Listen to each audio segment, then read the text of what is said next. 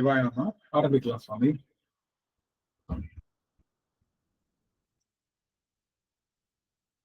அம்மா நால்வர் துதி ஆரம்பிங்க. ஐயா நடராஜன் ஐயாவே நால்வர் துதி பாடுங்க. நமச்சிவாய்.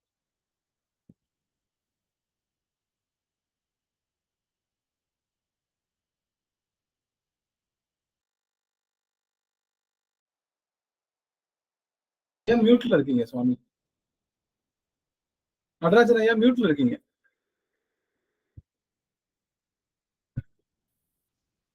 திருச்சிற்றம்பலம். தென்னாடுடைய சிவனே போற்றி, எந்நாட்டவர்க்கும் இறைவா போற்றி.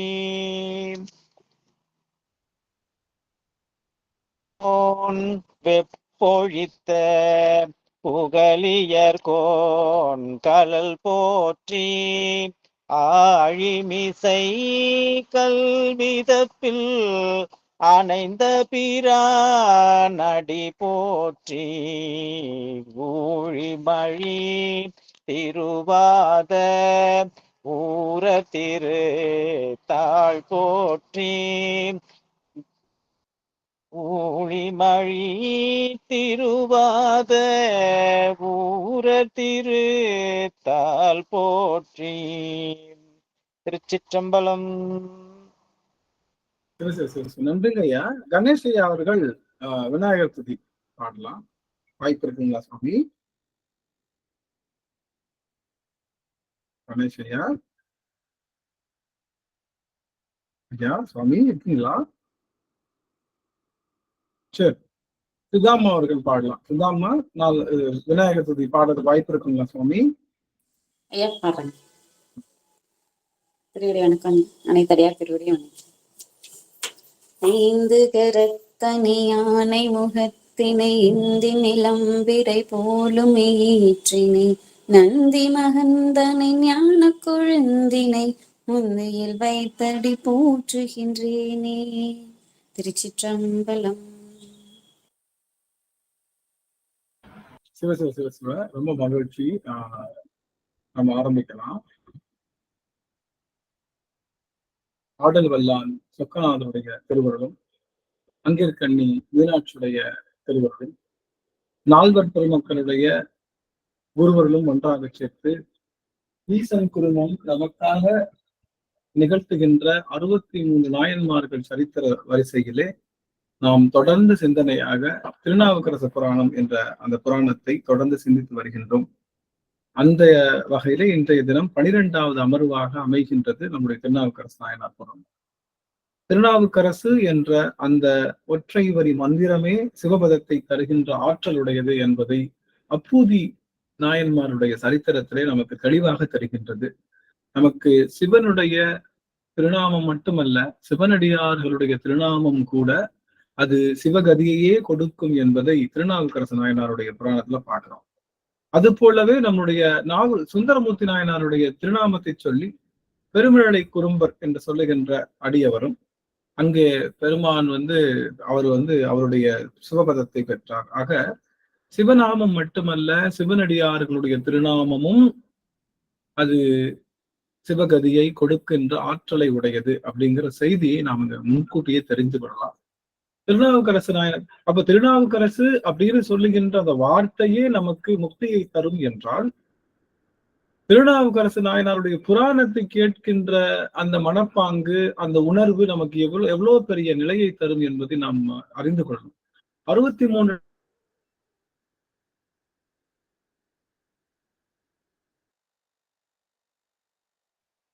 ஐயா ஆடியோ இல்லைங்க ஐயா.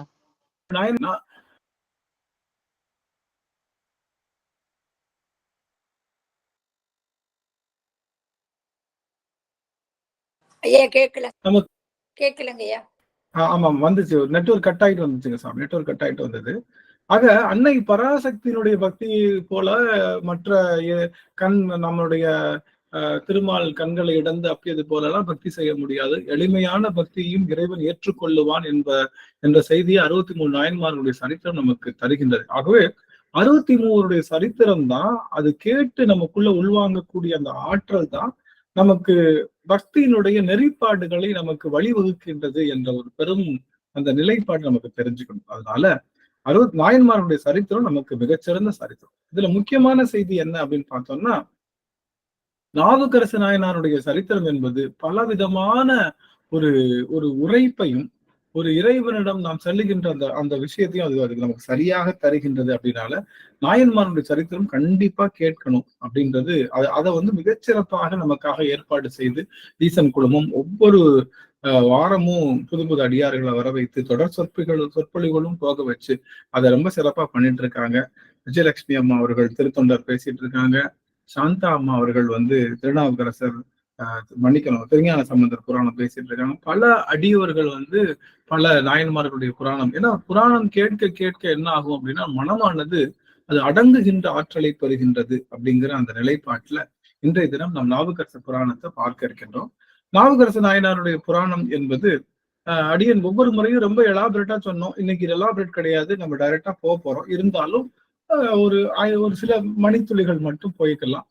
நாவுக்கரசர் நல்ல வகையில இருந்து பெருமானுடைய பெருங்கருணையினால திருமுனைப்பாடி வளநாட்டிலே திருவாமூர் என்ற தளத்திலே நமக்கு புகழலார் மாதினியார் என்ற இருவருக்கும் மகவாக பிறந்து அவருக்கு முன்னதாக திலகவதியார் பிறக்க இருவரும் மிகச்சிறந்த அளவில் வளர்ந்து வர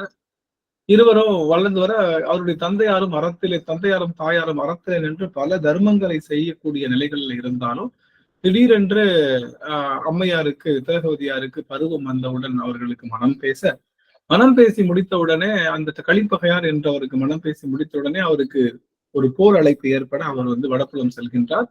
அதைத் தொடர்ந்து நம்முடைய புகழனாரும் நோயுற்று வினையின் காரணமாக உயிர் நீக்கின்றார். அது உயிர் நீத்தவுடனே கணவன் உயிர் நீத்தவுடனே மனைவியும் அவரோடு சென்று நம்முடைய மாதினியாரும் உயிர் நீத்துக் கொள்கின்றார். ஆக தாய் தந்தை அற்றவராக நம்முடைய திலகவதியார் மற்றும் நாவுக்கரசர் என்ற அவருடைய இயற்பெயர் மருள் நீக்கியார் என்ற இயற்பெயரோடு அவங்க இருக்காங்க. ரொம்ப துயர கடல்ல ஸ்டார்டிங்லயே பயங்கரமான ஒரு துன்ப கடல் தான். நமக்கு நீங்க பாத்தீங்கன்னா நாவுக்கரசு நாயனார் புராணம் முழுக்கவே துன்ப கடலா இருக்கும். நம்ம ஞான சம்பந்தர் பாத்தீங்கன்னா முழுக்கவே ஜாலியா இருக்கும். எந்த இடத்துலயும் கஷ்டப்பட்டு இருக்க மாட்டார். ஒரு கால் நோகுனா சாமி சிவிகை கொடுத்துருவார். அவர் கை நோகுனா உடனே தாளம் கொடுத்துருவார். இப்படியும் சில வினை குறிப்போடு உள்ள ஆன்மாக்களும் உண்டு. என்னதான் கதறினாலும் கண்டுக்கவே மாட்டார். அப்படியும் வினை குறிக்கக்கூடிய ஆன்மாக்கள் உண்டு. ஏன்னா அந்த வினையினுடைய தன்மையை பொறுத்து பெருமானுடைய அருள் அளவு மாறுபடும். பெருமானுடைய அருள் அளவு ஒன்றுதான், ஆனா நம்முடைய வினை காரணமாக அவை தடை செய்யப்படுகின்றது. அந்த வகையில நாவுக்கரசருடைய புராணம் முழுக்கவே துன்பக்கடல்ல இருக்கும். அப்படி துன்பக்கடல்ல இருந்தாலும் பெருமானுடைய அருள் கடல்ல நீராடி கல்லையே தெப்பமாக்கி வருகின்ற ஆற்றலை பெற்றவராக நம்முடைய நாவுக்கரச நாயனார் இருந்தாரு. அவரு சிறு வயதிலேயே தாய் தந்தையை இழந்து பரிதவித்துகின்றார். அவருடைய தமக்கையார் வளர்க்குறாங்க. தமக்கையார் திடீர்னு ஒரு செய்தி கேட்குது, போன மனம் பேசிய அந்த கலிப்பகையாரும் போரிலே வீர மரணம் எய்தார் என்று. அதை அறிந்தவுடனே திலகவதியார் தானும் அந்த அம்மையார் போல தன்னுடைய தாயை போல தானும் உயிர் நீக்கணும்னு நினைக்கும் போது திருவடியில விழுந்து தன் தம்பி அழும்போது இதுக்காக தன் உயிரை காப்பாற்றி மனையறம் புரிந்து சிறந்த வகையிலே இருக்கின்றார்கள். ஆனா எந்த திருமணமும் முடிக்கல. தொடர்ந்து பல காலம் சில அறச்செயல்கள்லாம் செய்திருந்தாலும் திடீரென்று நாவுக்கரசருக்கு அந்த சமண மதத்திலே உள்ள நிலையாமை பற்றிய அந்த செய்திகள் எல்லாம் அவருக்கு ரொம்ப பிடிச்சிருக்கு. சைவ சமயத்துல சொல்ற நிலையாமையை போல வேற எங்கும் சொல்வதில்லை. ஆனா எடுத்து சொல்ல ஆள் இல்லை. இன்னைக்கும் நம்ம கோவில்கள்ல போறோம் அப்படின்னா எல்லாரும் என்ன பண்றோம் அப்படின்னா, இந்த ஒரு செய்தி மட்டும் நான் சொல்லிக்கிறேன். எல்லா அடியவர்களும் கொஞ்சம் உங்களுடைய முகக்குறிப்பை கொடுத்தீங்கன்னா நலமா இருக்கும். இன்னும் இன்னைக்கு வரைக்கும் ஒரு விஷயம் என்ன அப்படின்னா, இன்னைக்கு கோயிலுக்கு போற எல்லாரும் சாமி கும்பிடுறோமே தவிர அந்த கோவில்ல அமர்ந்து அந்த அந்த தாத்பரியங்களை சொல்லுகின்ற ஒரு சிஸ்டத்தை கொண்டு வந்திருக்கோம்னா கிடையாது. கோவில்ல உட்காந்து பேசுற சிஸ்டம்ன்றது நமக்கு கிடையவே கிடையாது. கோயில்ல வந்தோமா எல்லாரும் போய் சாமி கும்பிடுறோம் வருவோம் போவோம். ஆனா எப்பொழுதுமே கோவில்ல சத்சங்க நிகழ்வு நிகழ்ந்து கொண்டே இருக்கணும். அந்த கதை இன்னைக்கு பாத்தீங்கன்னா திருவான்மியூர்ல 365 நாளும் சத்சங்க நிகழ்வு எல்லா கோவில்களையும். ஆனா எந்த கோயில்லையும் நம்ம என்ன பண்ணணும், எல்லா கோவில்லையும் அடியவர்கள் உட்கார்ந்து அமர்ந்து அந்த அந்த மகிமையை சொல்லி கொடுத்துக்கிட்டே இருக்கணும். இப்ப நீங்க மற்ற சமயங்கள்லாம் போனீங்கன்னா நிறைய பேச்சு தான் இருக்கும். இப்ப பிரசங்கம் தான் இருக்கும். நீங்க கிறிஸ்தவ விவிலிய சர்ச்சுக்கு போனாலும் சரி, மற்ற இடங்களுக்கு போனாலும் அவங்க நிறைய அந்த சமயத்தை பத்தி அந்த தெளிவை வந்து அந்த மக்களுக்கு ஏற்படுத்தி கொண்டே இருக்காங்க. ஆனா நம்மதுல நிறைய பேர் வழிபாடு செய்தாலும் இன்னும் நீங்க திருக்கோவில் போறீங்க இல்லையா, யாராவது வெளியே வருவாங்கல்ல, அவங்க கிட்ட வந்து ஞான சம்பந்தம் யாருன்னு தெரியுமா அப்படின்னு நீங்க கேட்டீங்கன்னா, அப்படியா எனக்கு தெரியலையே அப்படின்னு சொல்றவங்க இருக்காங்க. ஞான சம்பந்தர் கூட சில பேருக்கு தெரியும். திடீர்னு பார்த்து மெய்கண்டா தெரியுமா? எனக்கு ரொம்ப நாளா டவுட். அது என்ன சமய குறவர்கள் ஓகே, சந்தான குறவர்கள்னா யாரு இவங்க 4 பேரு, இது புதுசா இருக்கே அப்படின்னு பல காலம் அடியேன் வந்து சைவத்துறையில இருந்தா கூட சித்தாந்தம் படிக்கல. அப்போ அது எனக்கு ஒரு டவுட்டாவே இருந்தது. அப்புறம் பல காலம் படிச்சதுக்கு அப்புறம் புரிந்தது எல்லாமே. ஏன் வந்து இவர் கையை அப்படி பிடிச்சிருக்காரு, ஏன் வந்து கையில அவர் உளவாரத்தடி வச்சிருக்காரு, ஏன் வந்து சுந்தரர் வந்து கையில வந்து ஒரு தாமரையும் ஒரு பிரம்பும் வச்சிருக்காரு, ஏன் வந்து மணிவாசக பெருமான் கையில ஒரு ஒரு திருவாசகமும் கையில சின்முத்திரை வச்சிருக்காருன்ற விளக்கம் எல்லாம் சொல்ல மக்களுக்கு நிறைய. அதனால நான் அடிக்கடி சொல்வது என்னவென்றால், நீங்க எல்லாருமே செய்ய தொண்டு, நீங்க எல்லாரும் உழவாரம் பண்றீங்க. நாங்க எல்லாம் உழவாரம் பண்றவங்க எல்லாத்துக்கும் ஒரு சின்ன ஒரு உழவாரம் பண்றப்போ கோயில் சுத்தம் பண்றோம், எல்லாம் செய்யறோம், கோவில கிளீன் பண்றோம், விளக்கேற்றுறோம், மெழுகிடுறோம், அழகிடுறோம், எல்லாம் பண்றோம். ஆனா அந்த கோவிலுடைய சிறப்பையோ அந்த தாத்பரியத்தையோ தத்துவத்தையோ யாருக்கும் சொல்ல நம்ம முற்படுறது இல்லை. அதுவும் ஒரு உழவாரம் தான். அது மனதிலே செய்யக்கூடிய உழவாரம். மனதில் இருக்கக்கூடிய முள் செடிகள்லாம் இருக்கு இல்லையா, மனதில் இருக்கக்கூடிய முள் செடிகளை களையணும் அப்படின்னா அவங்களுக்கு வார்த்தையால சொல்லணும். உங்களுக்கு எல்லாத்துக்கும் வாய்ப்பு இருந்தா கோவில்ல போய் அமருங்க, 4 பேரு உட்கார வச்சுக்கோங்க, தொடர்ந்து சொற்பொழிவு போல எல்லாரும் கோவில்ல ஒரு நாள் நமச்சிவாய மந்திரம்னா என்னன்னு தெரியுமா, அது என்ன பண்ணுது தெரியுமா, இது அப்படி சொல்லுங்க. ஏன் சாமி அங்க உருவமே இல்லாம உட்கார்ந்துருக்காரு, ஏன் உருவமான சாமியும் உட்கார்ந்துருக்காரு அப்படின்னு ஒவ்வொரு விஷயத்தையும் தாத்பரியங்களை சொல்லதான் அவர்கள் எந்த சமயத்திலும் இல்லாத சிறந்த தத்துவங்கள் இங்கு இருந்தாலும், எவ்வளவா நகை இருந்தாலும் எல்லாத்தையும் குழி தோண்டி புதைச்சிட்டா தெரியுமா? நம்மளுடைய மூதாதையர்கள் எல்லாரும் பெரிய செல்வந்தர்கள், பெரிய வைடியம் வச்சிருக்காங்க, குழி தோண்டி புதைச்சிட்டாங்க எல்லாத்தையும், நமக்காக பத்திரமா வச்சிருக்காங்க. அது யாருமே வெளியில எடுக்கல. தெரியுமா நமக்கு தெரியாது. அது போல் நம்மளுடைய சித்தாந்த பொக்கிஷங்களை எல்லாம் நீங்க என்ன பண்ணணும்னா, உளவாரம் செய்யறவங்க எல்லாருமே உளவாரம் எல்லாரும் செஞ்சு முடிச்சுட்டு அங்க இருக்கிறவங்க எல்லாரையும் அமர சொல்லி அவங்களை சாப்பாடு சொல்லி ஒரு மணி நேரமாவது ஒரு தாத்பரியத்தை நீங்க உணர்த்தணும் அப்படிங்கிறதுதான். அந்த தாத்பரியத்தை யாரும் உணர்த்தாதனால என்ன ஆச்சு, கோவில்கள் நிறைய இருக்கு, ஆனா ஏதோ வெளியில இருக்கக்கூடிய சமயங்கள்ல தான் நல்ல தாத்பரியம் இருக்குன்ற அளவுல நம்ம நாவுக்கரசருக்கு ஒரு எண்ணம் தோன்றுச்சு. அதனால அவர் என்ன பண்ணிட்டாரு, அவருக்கு யாரும் எடுத்து சொல்லல, அங்க கொல்லாமை வார்த்தையாலதான் இருக்கும், ஆனா அவங்க கொலை செய்வார்கள் அப்படின்னு சொல்லி தரல யாரும். அவர்கள் தமிழர்கள் கொல்லாமை பேசுவாங்க, ஆனா அவங்க கொலையே செய்ய துணிவாங்க அப்படிங்கிறத யாரும் சொல்லி தரல. இங்க கொல்லாமை வாயாலையும் பேசப்படும், அதே சமயத்துல அதை நிலை நிறுத்தியும் செய்யப்படும் அப்படிங்கிற ஒரு செய்தியை சொல்லியிருந்தா ஒருவேளை நம்மளுடைய நாவுக்கரச பெருமான் அங்க போகாம இருந்து, அங்க அப்படி சொல்வதற்கு ஆள் இல்லை. நாம இதுல என்ன தெரிஞ்சுக்கணும் அப்படின்னா, கண்டிப்பா எல்லா கோவில்கள்லயும் வாரத்துக்கு ஒரு முறையாவது சத்சங்கம் நீங்க நடத்தணும். இங்க இருக்கிறவங்க எல்லாரும் எனக்கு பேச தெரியாதுன்னு நினைக்காதீங்க, போய் உட்காருங்க, உட்காந்து அங்க கோவில்ல பர்மிஷன் கேளுங்க, இன்னைக்கு வந்து நாங்க வந்து 4 வார்த்தை பேசலான் இருக்கோம்னு சொல்லி உட்காந்து அட்லீஸ்ட் நாம சங்கீர்த்தனமாவது செய்யுங்க. முதல்ல எடுத்த உடனே நாம சங்கீர்த்தனம் செய்யுங்க, 4 நமச்சிவாயம் வந்து எல்லாரும் உட்காந்து இங்க நமச்சிவாயம் சொல்லுங்க, உட்காந்து வர்ற கோவில் எல்லாரும் உட்காந்து ஒரு எல்லாரும் 21 முறை நமச்சிவாயம் மந்திரம் சொல்லுங்க. உங்களுக்கு நமச்சிவாயம் மந்திரம்னா என்னன்னு நான் சொல்றேன். முதல்ல பசு பாசனம் என்ன, நீங்க எல்லாரும் சித்தாந்த சர்டிபிகேட் வாங்கிட்டீங்கல்ல, எல்லாம் ஆன் பண்ணுங்க, உங்க முகத்தை பார்க்கணும், கன்ஃபார்மா முகத்தை பார்க்கணும், எல்லாரும் முகத்தை பார்க்கணும் கன்ஃபார்ம். எல்லாரும் சித்தாந்தம் படிச்சாச்சு. புவனேஸ்வரி அம்மாவுக்கு தெரியாத சித்தாந்த கருத்து கிடையவே கிடையாது. அவர்கள்லாம் பல காலம் 30 வருஷமா சித்தாந்தம் படிச்சுட்டு இருக்காங்க. 30 வருஷம். எனக்கு வயசே அவ்வளவு இல்லை, என்னுடைய வயசு அளவுக்கு அவங்க அடியனுக்கு 41 ஆயிடுச்சு. அப்படின்றப்போ அவர்கள் அந்த அளவுக்கு சித்தாந்தம் பயின்றவர்களாக இருக்காங்கன்றப்போ, அப்ப நீங்க படிச்சுக்கிட்ட விஷயத்த யாருக்கும் பயன்படுத்தாம இருக்கிறதுக்காக இவ்வளவு படிச்சிருக்கோம், வெறும் சர்டிபிகேட் வாங்கி மாற்றுறதுக்காக இவ்வளவு படிச்சிருக்கோம். நாம எவ்வளவு நாள் தான் மாணவனாவே இருக்கிறது? கொஞ்ச நாளைக்கு இறங்கி சின்ன அளவுலையாவது யாருக்காவது நீங்க சொல்லணும். சரி, ரொம்ப இல்லையா நம்ம வீட்டுல இருக்கவங்களுக்காக சொல்லணும். வீட்டுல இருக்கவங்க சொன்னா கண்டிப்பா கேட்க மாட்டாங்க, அது நல்லாவே தெரியும். நானும் மத்த எல்லாத்தையும் திருத்திடலாம், ஆனா நம்ம வீட்டுல இருக்கவங்க மட்டும் நிறுத்த முடியாது. சரி, நம்மளால முடிஞ்சது அடுத்தவங்களுக்கு தான். கோவில்ல போயிட்டு எப்படி எல்லாருக்கும் உணவு கொடுக்குறோமோ எப்பயுமே என்ன பண்ணிக்கணும், ஒரு வாளியில சுண்டல் அவிச்சு தாளிச்சு கொண்டு போய் வச்சிட வேண்டியதான். வச்சுட்டு இந்த சுண்டல் நான் எப்ப கொடுப்பேன் அப்படின்னா, நீங்க எல்லாரும் ஒரு 1/2 மணி நேரம் ஒரு முக்கியமான செய்தி சொல்ல போறேன், சொன்னதை கேட்டுட்டீங்கன்னா முடிஞ்சதுக்கு அப்புறம் எல்லாத்துக்கும் இந்த சுண்டல் விநியோகம் பண்ணப்படும் அப்படின்னு சொல்லி எல்லாத்தையும் அட்ராக்ட் பண்ணி உட்கார வச்சு சில வார்த்தைகளை சொல்லி சில நல்ல விஷயங்களை சொல்லி நீங்க செய்யக்கூடிய தொண்டுதான் உண்மையான கோவிலுக்கு உயிர்ப்பு. அந்த கோவில் இருக்கு இல்லையா, அந்த கோவிலோட உயிர் எங்க இருக்கு? நாம செய்கின்ற சத்சங்கத்துலதான் இருக்கு. கோவில்ல உட்கார்ந்து செய்கின்ற சத்சங்கத்துல கோவிலோட உயிர் இருக்கு, மத்த எங்கேயும் இல்ல. அதனால கோவிலை உயிர்ப்பு செய்யணும்னா நீங்க எல்லாரும் நீங்க படிச்சிருக்கீங்க. யார் யார் சித்தாந்த சர்டிபிகேட் வாங்கியிருக்கீங்க? சைவ சித்தாந்தத்துல சர்டிபிகேட் வாங்கினவங்க எல்லாம் கை தூக்குங்க. 1 2 3 4 5 என்ன வேலமலம் 6 7 7 பேர் இருக்கீங்க. சார்வதி அம்மா என்னாச்சு, சர்டிபிகேட் வாங்கலையா? நடராசன் ஐயா என்னாச்சுங்க சாமி, கைவே தூக்கல? ஐயா இல்லைங்கய்யா, நான் சைவ சித்தாந்தம் கிளாஸுக்கு போகவே இல்லைங்கய்யா. திருமுறை படிக்கிறீங்கல்ல, திருமுறை உங்களை மாதிரி படிக்க முடியுமா? திருமுறை போட்டு நீங்க சொல்லலாம். அந்த திருமுறைக்கு விளக்கம் செய்யலாம். 4 பாடல், ஒரே ஒரு பாடலுக்கு மட்டும் ஒரு 1/4 மணி நேரம். இது நம்மளுடைய கடமை. கோவில்ல உட்கார்ந்து ஆக்சுவலா நான் வந்து இப்ப என்ன பண்றேன்னா, டெய்லி திருமுறை காலையில 2 மணி நேரம் படிப்பேங்க. ஒரு பாட்டு ரெக்கார்ட் பண்ணி ஒரு 150-200 பேருக்கு அனுப்பிட்டு இருக்கிறாங்க காலையில.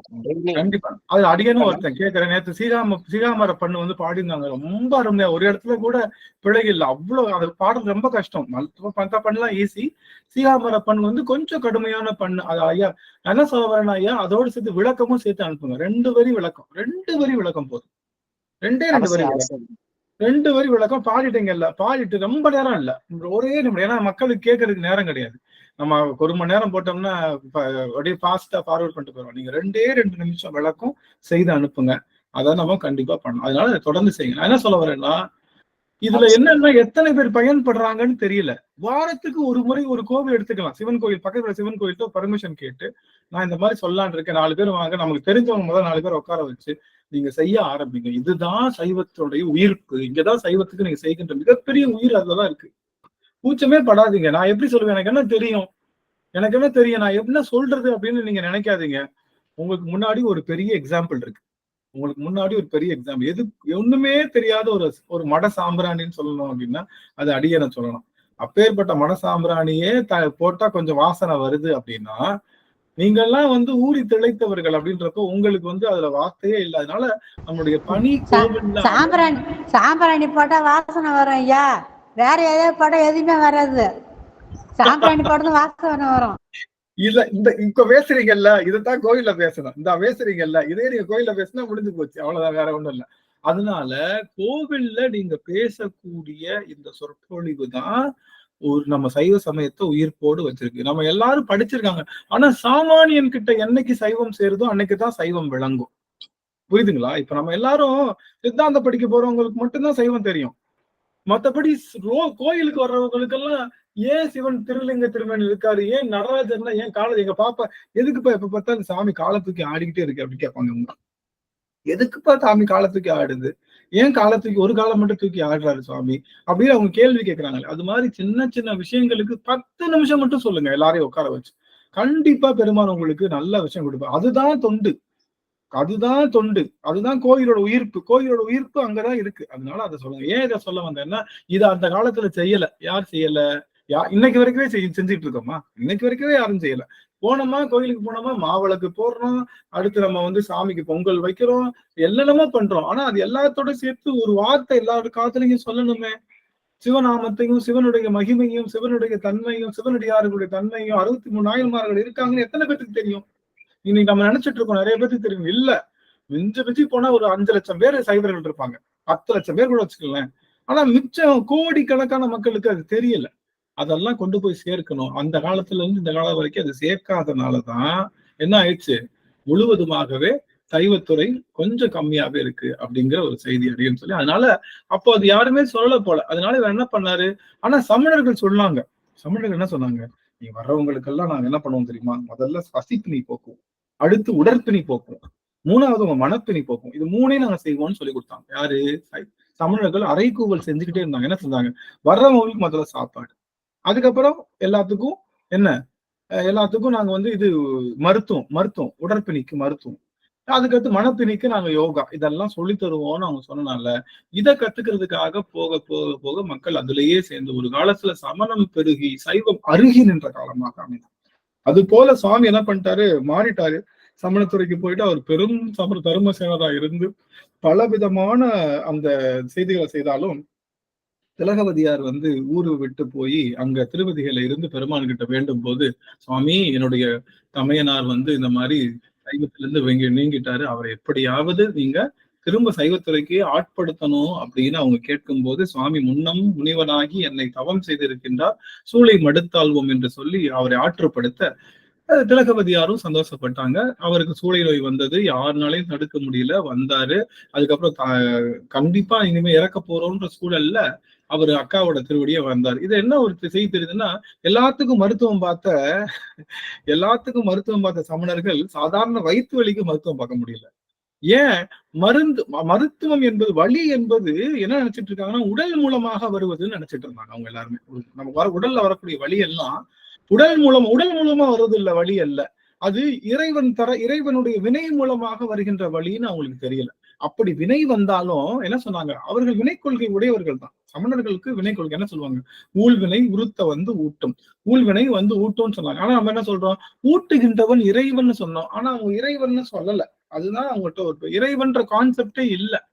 இப்போ மேய்ப்பாரற்ற அந்த அந்த விலங்கு என்ன ஆகும், மேய்க்கிறவன் இல்ல, விலங்கு என்ன பண்ணும், மேய்க்கிறவனே இல்ல, ஆடெல்லாம் இருக்கு, கண்டபடி போவோம், அது பாட்டுக்கு கண்டபடி மேயும். ஒரு ஆடு நிறைய மேயும், இன்னொன்னு மேய முடியாது, இன்னொன்னு எங்கிட்டாவது ஒரு புதர்ல சிக்கிக்கிறோம், இன்னொன்னு ஒரு இடத்துல மாட்டிக்கிறோம், இன்னொன்னு எங்கிட்டாவது கீழே விழுந்துரும். இப்படி மேய்ப்பாரற்ற ஒரு ஒரு கூட்டமாக சமண சமயம் விளங்கிய காரணத்தினாலதான் அவங்க அங்கங்க சிக்கிக்கிட்டாங்க.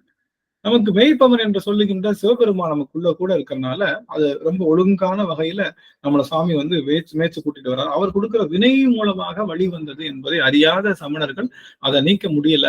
அவ்வளவுதான், இவர் இப்படியே போட்டோம் அப்படின்னு விட்டுட்டாங்க. கடைசியில அவர் திலகவதியார் திருவடி வீழ்ந்து திருவீரட்டானத்துல கூற்றாயினவாறு பாடி அவர்கள் சூளை நோயை சரி செய்து கொண்டார்கள். அதற்கடுத்து வானத்திலிருந்து அசரீதியாக திருநாவுக்கரசு என்ற நாமத்தை திருவீரட்டானேஸ்வரர் நம்மளுடைய நாவுக்கரச பெருமானுக்கு சூட்டி மகிழ்ந்தார். அத்தனை பேரும் அந்த அசரீதியை கேட்டு மகிழ்ந்தார்கள். அதை தொடர்ந்து சமண சமயத்திலிருந்து விலகிய காரணத்தினால பல்லவ மன்னனுடைய பெரும் கோபத்திற்கு ஆளானார். பல்லவ மன்னனிடம் சமண துறவிகள் எல்லாம் இவர் பொய் சொல்லி நடிக்கிறாரு, அவர் அங்க நம்ம சமயத்துல கற்றுக்கொண்ட எல்லாவற்றையும் அவர் சைவத்துக்கு கொண்டு போய் சொல்லி கொடுத்து அங்க போய் நடிக்கிறாரு அப்படின்னு சொல்லும் போது என்ன செய்யலாம்னு பெருமாள் அந்த பல்லவ மன்னன் கேட்க, இவர்கள் அவரை கொன்றலாம், அவரை எப்படியாவது அழிச்சிடலாம்னு சொல்ல முதல்ல அவனை கூப்பிடுன்னு சொல்றப்ப அவர் சொன்னாரு, யாமார்க்கும் குடியெல்லோம் எமனை அஞ்சும், நாலாங்கெல்லாம் வர முடியாது, அப்படியே வந்தாலும் அவனுக்கு நான் அடிமை கிடையாது, நான் அடிமை என்பதும் சிவபெருமானுக்கு மட்டும்தான் சொல்லும் போது இவர் என்ன பண்ணலான்னு மன்னனுக்கு முன்னாடி ரொம்ப திமிரா பேச என்ன பண்ணுவாங்க, உடனே தண்டனை. என்ன தண்டனை, யானை இடற செய்தது, நஞ்சு கொடுத்தது, அதுக்கடுத்து அவரை நீற்றறையில் இட்டது, பாச பிணைப்பிலே கல்லை கட்டி கடலே விட்டது என்று பலவிதமான கொடுமைகளையும் நம்மளுடைய சாமிக்கு செய்தார்கள். சுவாமி எல்லா கொடுமைகளிலும் சிவநாமத்தை சொல்லி அவர்கள் மீண்டு வந்தார்கள். அந்த வகையில இறுதியாக இந்த பாசம் என்ற கயிற்றை கட்டி அவரை கடலில் போட்ட உடனே அந்த கடலில் இருக்கக்கூடிய வருணதேவனே அவரை தாங்கி அவங்க வெளியே விட்டாரு. அதுக்கப்புறம் அவரு பல இடங்கள்ல நம்மளுடைய வாதிரி புலியூர்ல முதலாக இன்றாளுமாய் எந்தையுமாய் என்ற பாடலை பாடி பல காலம் அங்க இருந்தாரு. அதை தொடர்ந்து அவர் திருவதிகை வந்தாரு. திருவதிகை வரும்போது அத்தனை பேருக்கும் தெரிஞ்சு போச்சு நாவுக்கரசர்னா யாரு, அவருக்கு சமணர்கள் செய்த கொடுமை என்ன, அது எப்படி அவர் வெளியே வந்தாருன்னு தெரிஞ்சதுக்கு அப்புறம் எல்லாருக்கும் ஒரு லைவ்லி எக்ஸாம்பிளா இருந்தது. அதனால எல்லாரும் தைரியமா எல்லாரும் சைவ சமயத்துக்கு வர ஆரம்பிச்சாங்க. நம்ம சுவாமிக்கு பெருங்கூட்டமாக நிறைய பேர் இருந்தாங்க. அவங்க எல்லாரும் பின்னாடி வர வர சாமி அப்படியே போக ஆரம்பிச்சாங்க. பல தலங்களுக்கு போனாரு. அதுல நிறைய தலங்கள் பார்த்தோம். ஒரு தலமாகிய நம்மளுடைய தூங்கானை மாடத்துல சுவாமிக்கு ஒரு சின்ன நெருடல். இவ்வளவு நாள் நம்ம சாப்பிட்ட சாப்பாடு சமணர்கள் போட்ட சாப்பாடு தானே, இந்த ஊன் அவர்கள் கொடுத்தது தானே, இந்த ஊனை எப்படியாவது நம்ம தூய்மைப்படுத்திக் கொள்ளணும் அப்படின்னு சொல்லி அவர் சாமி கிட்ட சூலமும் இடமும் அந்த குறி என் மேல் பொறி அப்படின்னு பெருமான்கிட்ட விண்ணப்பிக்க, பெருமானும் தூங்கானை மாடத்துல இருந்து ஒரு பூதத்தை அனுப்பி யாரும் அறியா வண்ணம் சூலமும் இடபமும் அவருடைய 2 தோள்களிலையும் பொறித்தார். அதுக்கு முன்னாடி வரைக்கும் அந்த பழக்கம் கிடையாது நம்மளுக்கு. அது முதலாகதாக அந்த பழக்கத்தை கொண்டு வந்தார் சுவாமி. அது எதுக்காகன்னா தன்னுடைய உடல் செய்த தீங்கை நீக்குவதற்காக சிவபெருமான் செய்த பெரும் கருணை. அது தொடர்ந்து சுவாமி வராரு. அதை தொடர்ந்து பல இடங்கள்ல சுவாமி பாடிக்கிட்டே வர்றாரு. சாமி வெகு காலமாக போகவே இல்லை, வெகு காலமாக தில்லைக்கு போகல. அதனால தில்லைக்கு போகலான்ற எண்ணம் வந்து சுவாமி தில்லை நோக்கி பயணம் செய்கின்றார். அங்கே இருக்கக்கூடிய கிளிகள் எல்லாம் சாமியை வட்டமிடுகின்றது, அங்க இருக்கக்கூடிய மலர்கள் எல்லாம் சாமிக்கு அருள் செய்கின்றது. அவருடைய ஒவ்வொரு இயற்கை காட்சியும் சாமி கண்டுகொண்டே உள்ள சென்று போய்கொண்டே இருக்கின்றார். அப்படிங்கிற அளவுல நாம அமர்வை முடிச்சோம். இப்போ தில்லைக்குள்ள நம்ம சாமி போறாரு அப்படிங்கிற அந்த பதிகத்தை நாம பார்க்க இருக்கின்றோம். ஆக ரொம்ப சிறப்புமிக்க பதிகங்களாக விளங்கும் அப்படின்னு நினைக்கிறேன். எத்தனாவது 163 64 எனக்கு சரியா அடியானோட புக்ல 166ங்க ஐயா. ஐயா 169 அடியானோட புக்ல நீடிய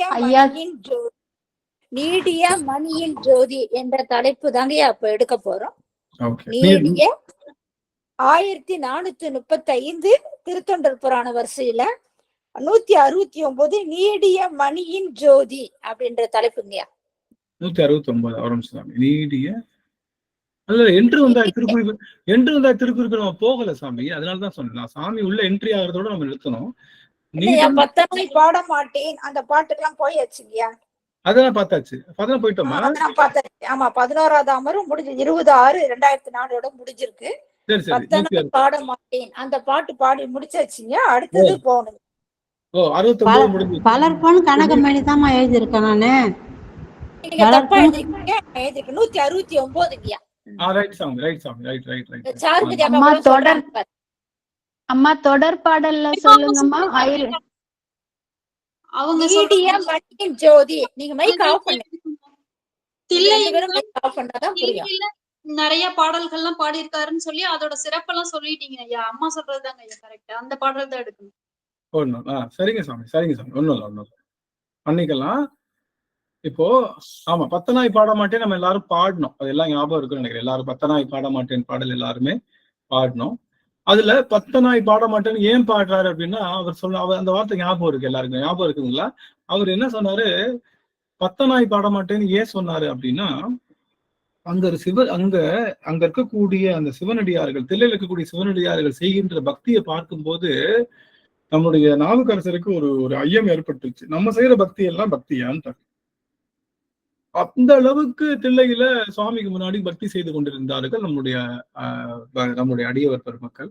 அதை பார்த்துட்டு பத்தனாய் பாட மாட்டேன், நான் 10 பாட முடியாது சாமி, ஏன்னா இவர்கள் பக்தி செய்யற அளவுக்கு நான் பக்தி செய்ய முடியாது அப்படின்னு அவர் சொல்லி, என்று முன் எடுத்து பண்ணால் அத்தா உன் ஆடல் நான் ஏன் அப்படி கேட்கலாம். அவர் சொல்றாரு, சரி நான் பாட மாட்டேன் பக்தி செய்ய மாட்டேன் அப்படின்னு தெரிஞ்சிருச்சு, அப்ப ஏன்டா இங்க வந்து நீ கேட்கலாம். யார் சொல்றா?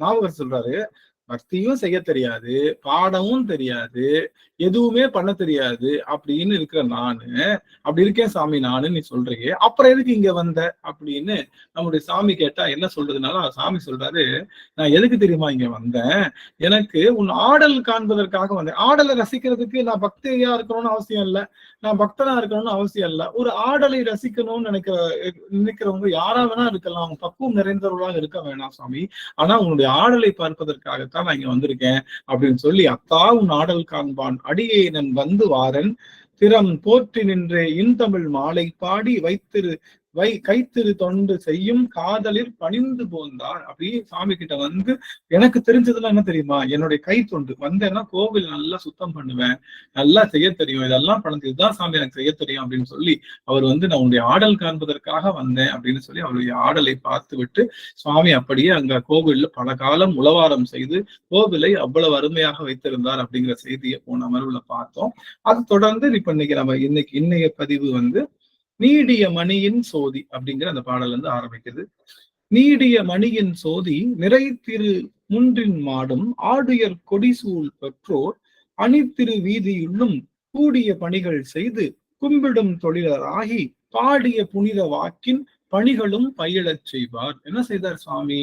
நீடிய மணியின் சோதி, பல சோதிகள் இருக்கக்கூடிய அந்த கோபுரத்துல நிறை திரு முன்றின் மாடும், நிறை திரு மன்று, அதாவது மன்றுல ஆடுகின்ற அந்த பெருமானுக்கு முன்னாடி ஆடுயர் கொடிசூல் பொற்றேர் அணித்திரு வீதியுள்ளும் அங்க இருக்கக்கூடிய அந்த பொன்னாலான அந்த அந்த அங்க இருக்கக்கூடிய பொன்னாலான அந்த ஏருடைய கொடியுடைய அந்த சிவபெருமானுடைய தில்லையம்பதியிலே அங்க அந்த வீதிகள் எல்லாம் பல பணிகள் செய்து கும்பிடும் தொழிலாகி அவருடைய தொழில் என்ன? அவர் தொழில் என்ன சாமி? கும்பிடும் தொழிலாகி. சிவபெருமான கும்பிடுறதுதான் தொழில் அப்படின்னா அர்த்தம். சதா சர்வ காலமும் பெருமானையும் அடியவர்களையும் தொழுகின்றதுதான் அவருடைய வேலை. அதான் கும்பிடும் தொழிலாகி பாடிய புனித வாக்கின் பணிகளும் பல செய்தார். பாடிக்கிட்டேவும் இருந்தாரு, கும்பிட்டுட்டேவும் இருந்தாரு, பணிகள் பல செய்து கொண்டே இருந்தாரு. எல்லாமே சுவாமி செய்துட்டு இருந்தார்.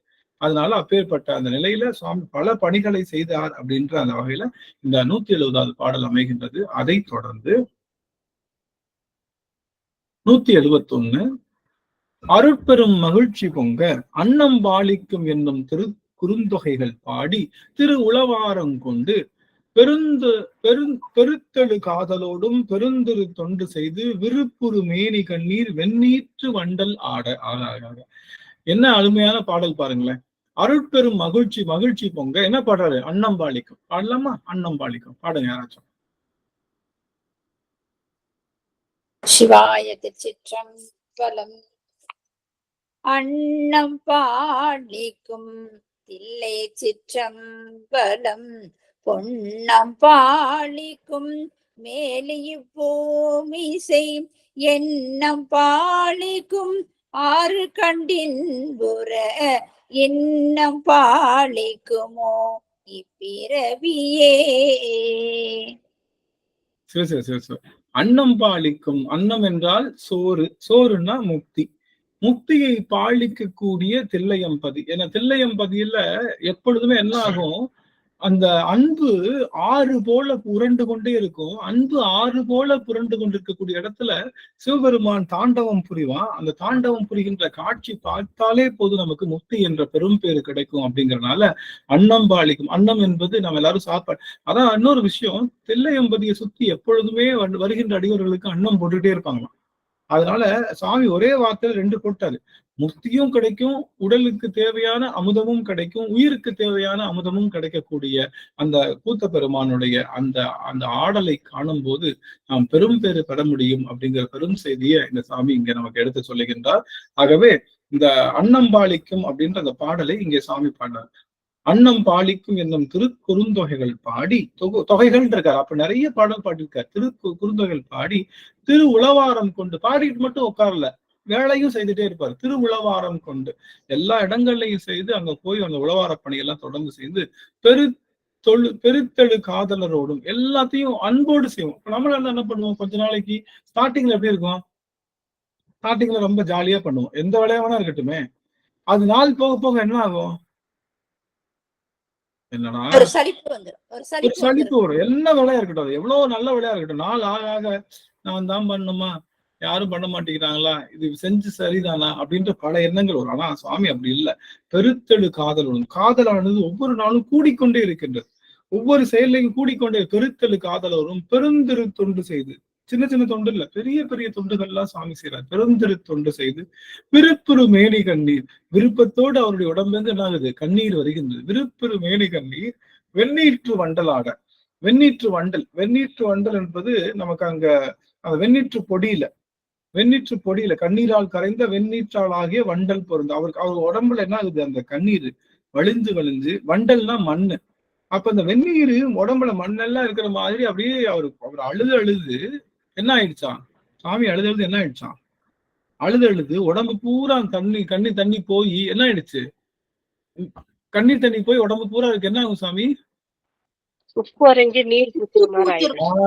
அருமை அருமை அருமை. அப்படியே நீர் பூத்துரும் இல்லையா? நீர் பூத்துரும் இல்ல, ஏன்னா அப்படியே உறைஞ்சிரும். அப்படியே நம்ம அழுத இடத்துல என்ன ஆகும்? அப்படியே நீர் பூத்துரும். நீர் பூத்தது பார்க்க அப்படியே மண்ணு மாதிரி இருக்கும் இல்லையா? அது வெண்ணீற்று வண்டல் எல்லாம் உடம்புல இருக்கா. அவர் அழுது உடம்பெல்லாம் எப்படி இருக்கான்? நமக்கெல்லாம் ஒரு சொட்டு கண்ணீர் வரணும்னா அவ்வளவு கஷ்டம். ஆனா அழுது உடம்பெல்லாம் திருநீற்று வண்டல் இருப்பது போல பெருமான் அவ்வளவு அழுது தொண்டு செய்திருக்காரு. நம்ம எல்லாம் நினைச்சிருக்கோம் அழுது அடியடைந்த அண்ணல் மணிவாசக பெருமான்னு. இல்ல, எல்லா அடியவர்களுமே அழுது அடி அடைந்தவர்கள் தான். அதுல கொஞ்சம் எக்ஸ்ட்ரா அழுதவர் தான் நம்மளுடைய மணிவாசக பெருமான் அப்படிங்கிற மாதிரிதான் நம்ம வச்சுக்கணும். அந்த வகையில சுவாமி பெருந்திரு தொண்டு செய்து விருப்பெரும் மேனி கண்ணீர் வெந்நீற்று வண்டலாட, அவ்வண்டல் என்று சொல்லுகின்ற அந்த வெந்நீற்றான வண்டல் எல்லாம் உடம்புல பூக்குற அளவுக்கு கண்கள்ல நீர் கரைந்து தொண்டு செய்து பாடல் பாடி அந்த அந்த தொண்டுகளை செய்தார் அப்படிங்கிற வகையில இந்த பாடல் அமைகின்றது.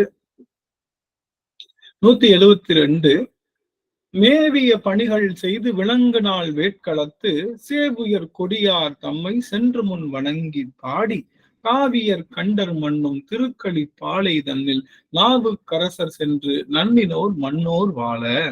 சாமி என்ன பண்ணார் அப்படின்னா, அங்க இருக்கக்கூடிய நாட்கள்ல எல்லா இடங்கள்லயும் திருவேட்களத்துல பணி செய்கின்றார் சாமி. பல காலம் அங்க பணி செய்து கடைசியில எங்க போறாரு சாமி? திருக்களிப்பாளை. திருக்களிப்பாளை பக்கமா சாமி? நீங்க தான் சொல்லணும். நீங்க தில்லையில இருந்து திருக்களிப்பாளை பக்கமா? கொஞ்சம் தூரம் தாண்டியா, ஆனா போகலாம். அதனால திருக்களிப்பாளை அப்படிங்கிறது அந்த கடலுக்கு பக்கத்துல, களிப்பாளைனாலே கடல் பக்கத்துல இருக்கக்கூடிய இடம் தான். நம்ம இன்னைக்கு குப்பம் சேரி அதெல்லாம் சொல்றோம். அது மாதிரி திருக்களிப்பாளை அப்படிங்கிற அந்த தளத்துல சுவாமி போய் பெருமானை பாடுறாரு. திருக்களிப்பாளை பாடல் ரொம்ப சிறப்பா இருக்கும். அந்த பாடல் நம்ம பாடலாம். திருக்களிப்பாளை திருவேட்களத்தில் திருக்குறுந்தொகை திருமுறை, அதாவது 5ஆம் திருமுறை 42வது பாடல். 5ஆம் திருமுறை திருக்குறுந்தொகை 5ஆம் திருமுறை 42வது பாடல் சாமி.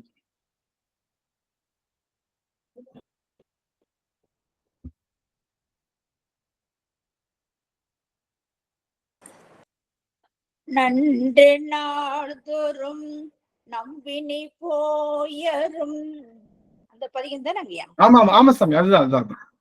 என்றும் இன்பம் தழைக்க இருக்கலாம் சென்று நீர் திரு வேட்களத்துள் உள்ளூரை தொன்று பொருசடையானே தொழுமினே. அதாவது இப்ப சொல்றது திருவேட்களம் தான். ஆமா, வேட்களத்திலையும் சொல்லிருக்காங்க. களிப்பாளை 40வது பாடல். களிப்பாளை கோயிலுக்கும் சிதம்பரத்துக்கும் கிட்ட 5 கிலோமீட்டருக்குள்ளதாங்க அந்த கோயில். வேட்களமா? சிறப்பு. சிவபுரம், திருவேட்களம், சிதம்பரம் எல்லாமே கிட்ட இருக்கிற தலம் தாங்க. சிறப்புங்க சாமி. அடுத்த அந்த முடிவு பாடல பாடிடலாம். யாராவது ஒருத்தவங்க திருக்குறுந்தொகை எப்படி பாடணும் பாடுங்க. சேடனாருரை 10வது பாடல பாடிடுங்க ஐயா. பாட்டுங்களா ஐயா? பாடுங்க ஐயா. நடராஜன் ஐயா பாடுங்க 10வது பாடல் சேடனாருரை. சேடனாருரையும் செழுமாமலை எடுத்தான் முடிப்பத்திர. சேடனாருரையும் செழுமாமலை எடுத்தான் முடிப்பத்திர. வாட ஊன்றி மலரடி வாங்கிய வேடனார் உரை வேட்களம் சேர்மினே. வாட ஊன்றி மலரடி வாங்கிய வேடனார் உரை வேட்களம் சேர்மினே. திருச்சிற்றம்பலம்.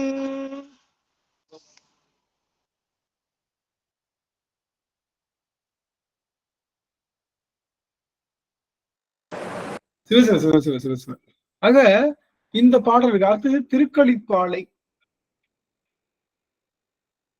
திருக்களிப்பாளை அப்படிங்கிற அந்த பதிகம் அது 5ஆம் திருமுறை 40வது பதிகம். எடுங்க பார்க்கலாம்.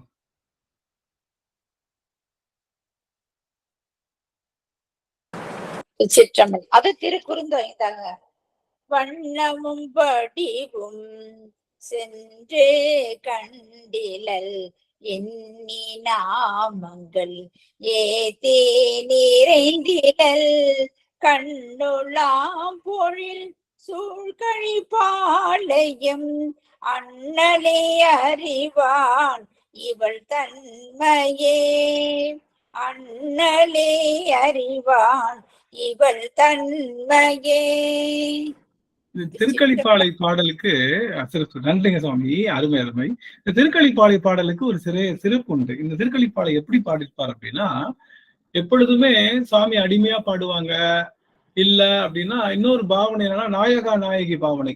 தன்னை பெண் மாதிரி வச்சுக்கிட்டு அவனை வந்து தன்னை காதலியாகவும் இறைவனை காதலனாகவும் பாடுது. ஆனா இந்த இடத்துல திருக்களிப்பாடை பாடல் பாத்தீங்கன்னா நாவுக்கரசர் பெருமான் வந்து காதலியுடைய தாய் மாதிரி, காதி பெண்னு சொல்லுவாங்க இல்லையா, செவிலி பெண், செவிலித்தாய்ன்னு சொல்லுவாங்கல்ல.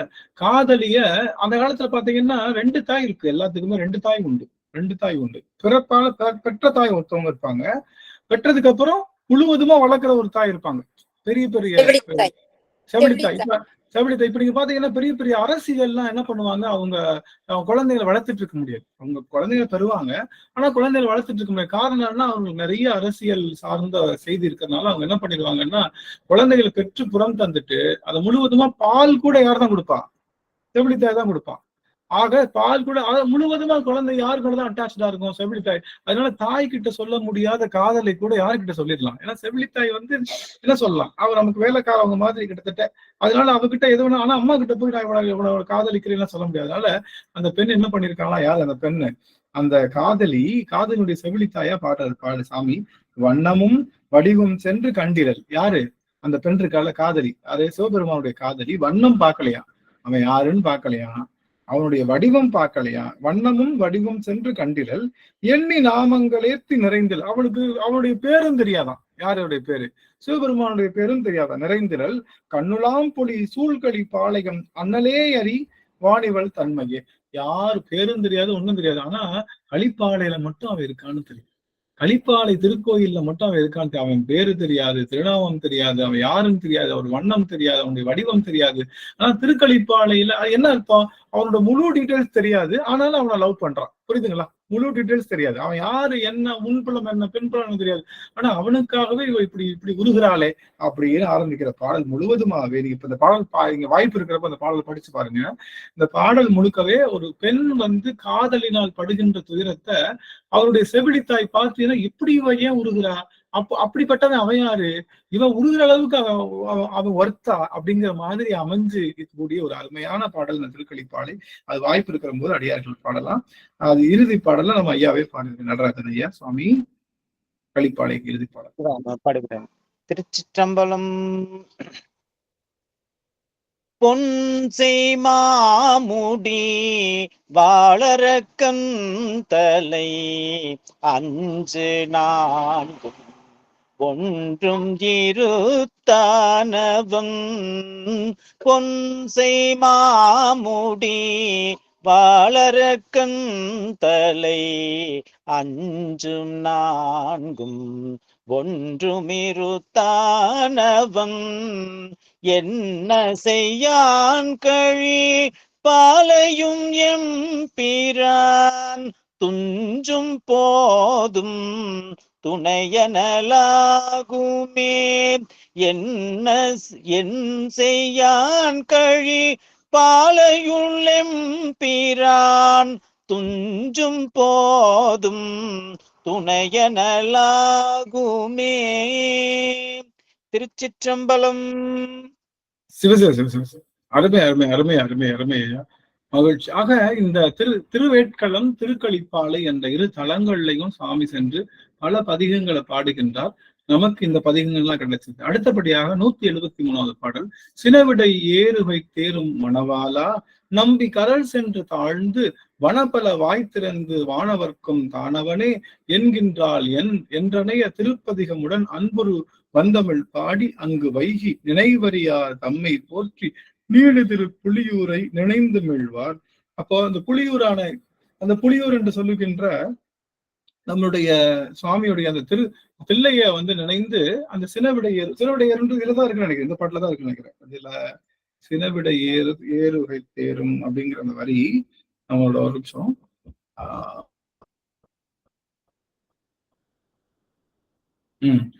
இதுல இத சினவிடை ஏறுகை தேரும் மணவாளா நம்பி கடல் சென்று தாழ்ந்து வனப்பவள வாய்த்திருந்து வானவருக்கும் தானவனே என்கின்றாள்னா யாரு, அந்த பெண். அந்த பெண் அங்கதான் அப்படித்தானே இருக்கா அந்த பெண்ணு.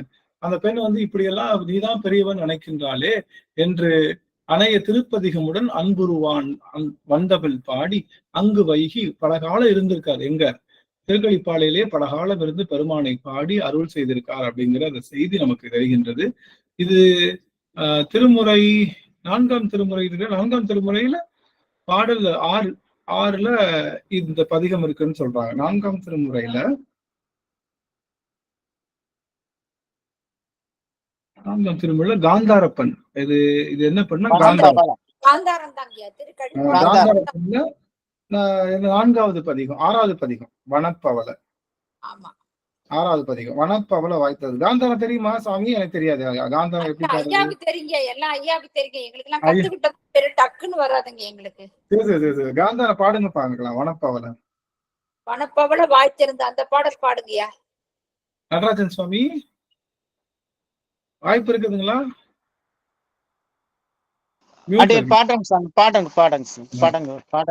கேட்கலாம்.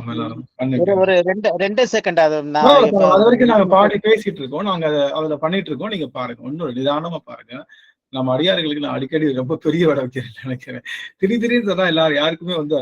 ஆக இங்க இந்த அந்த இடத்துல இருந்து அந்த காந்தாரப்பண்ண பாடி சுவாமி வர்றாரு. 174ல மனைப்படப்பிற் கடற்கொழுந்து வளைச்சொரியும் களிப்பாலை மருங்கு நீக்கி நனைச்சினைமென் குளிர்ஞால பொழிலூடு வழி கொண்டு நன்னும் போதில் நினைப்பவர்தம் மணங்கோயில் கொண்டரலும் அம்பலத்து நிறுத்தனாரை தினைத்தனையாம் பொழுது மறந்து இவனோ என பாடி தில்லை சார்ந்தார். அவர் திரும்பவும் தில்லைக்கு போயிருக்காரு. என்ன பாட்டு? பணக்கை மும்மல வேதம். அந்த பாட்டை சாமி பாடுகிறார். அதாவது அது திருமுறை 5 பாடல் 2, அதாவது 5ஆம் திருமுறை 2ஆம் பாடல் மற்றும் அந்த முதலாவதாக பதிகம். நம்மளுடைய குறுந்தொகை முதல் பாடல் நினைக்கிறேன்ல.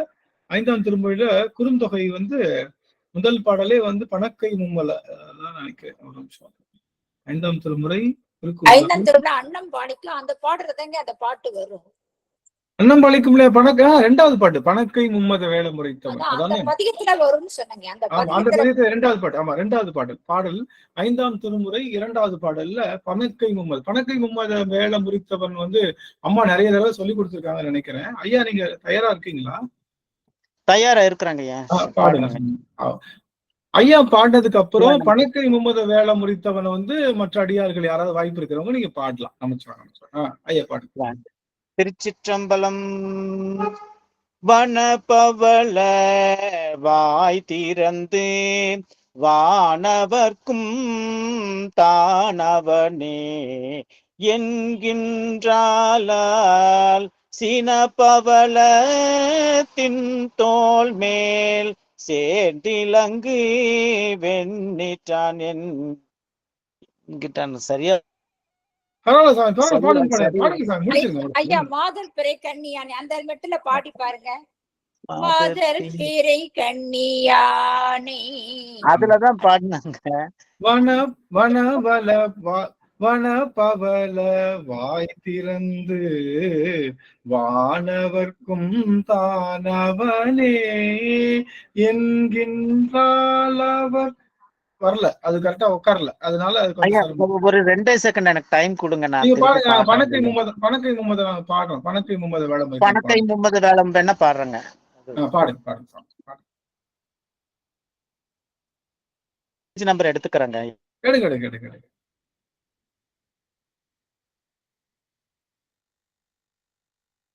காப்பாட்டுங்களா ஐயா? அது வரையும் சரஸ்வதியம்மா பாடுங்க சுவாமி. திருச்சிற்றம்பலம். திருநாவுக்கரசு பெருமான் சுவாமி திருவடிகள் போற்றி போற்றி. பணக்கை மும்மதம் வேழமுறித்தவன் நினைப்பவர் மனம் கோயிலா கொண்டவன் அனைத்தும் வேடமாம் அம்பல கூத்தனை தினைத்தனை பொழுதும் மறந்துய்வனோ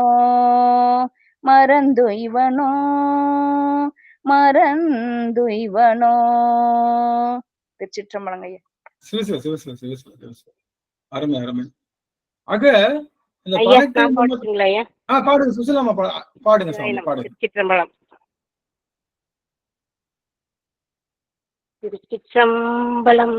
பனைக்கை மும்மத வேளம் முறித்தவன் நினைப்பவர் மனம் கோயிலா கொண்டவன் பனைக்கை மூடும் வேளம் முறித்தவன் நினைப்பவர் மனம் கோயிலா கொண்டவன் அனைத்தும் வேடமும் அம்பல கூத்தனை அனைத்தும் வேடம் அம்பல கூத்தனை திணைத்தனை மறந்து இவனோ அனைத்தும் வேடம் அம்பல கூத்தனை திணைத்தனை மறந்து இவனோ மறந்து இவனோ மறந்து இவனோ மறந்து உய்வனோ. திருச்சிற்றம்பலம். சிவனை சிவலோகனை மூர்த்தியை முதலாய ஒருவனை பார்த்தனுக்கு அருள் செய்த சிற்றம்பல கூத்தனை கொடியேன் மறந்துய்வனோ மறந்துய்வனோ மறந்துய்வனோ. ஆக சிவபெருமானுடைய அந்த திணைத்துணை பொழுதும் மறந்துய்வனோ அப்படின்னு சொல்லுகின்ற அளவுல இந்த பாடலானது நமக்கு நிகழ்ந்து இருக்கின்றது. அதை தொடர்ந்து சுவாமி 175 என்ன சொல்றாருன்னா, திருக்கொளிப்பாலையிலிருந்து திரும்ப தில்லைக்கும் போயிட்டார்.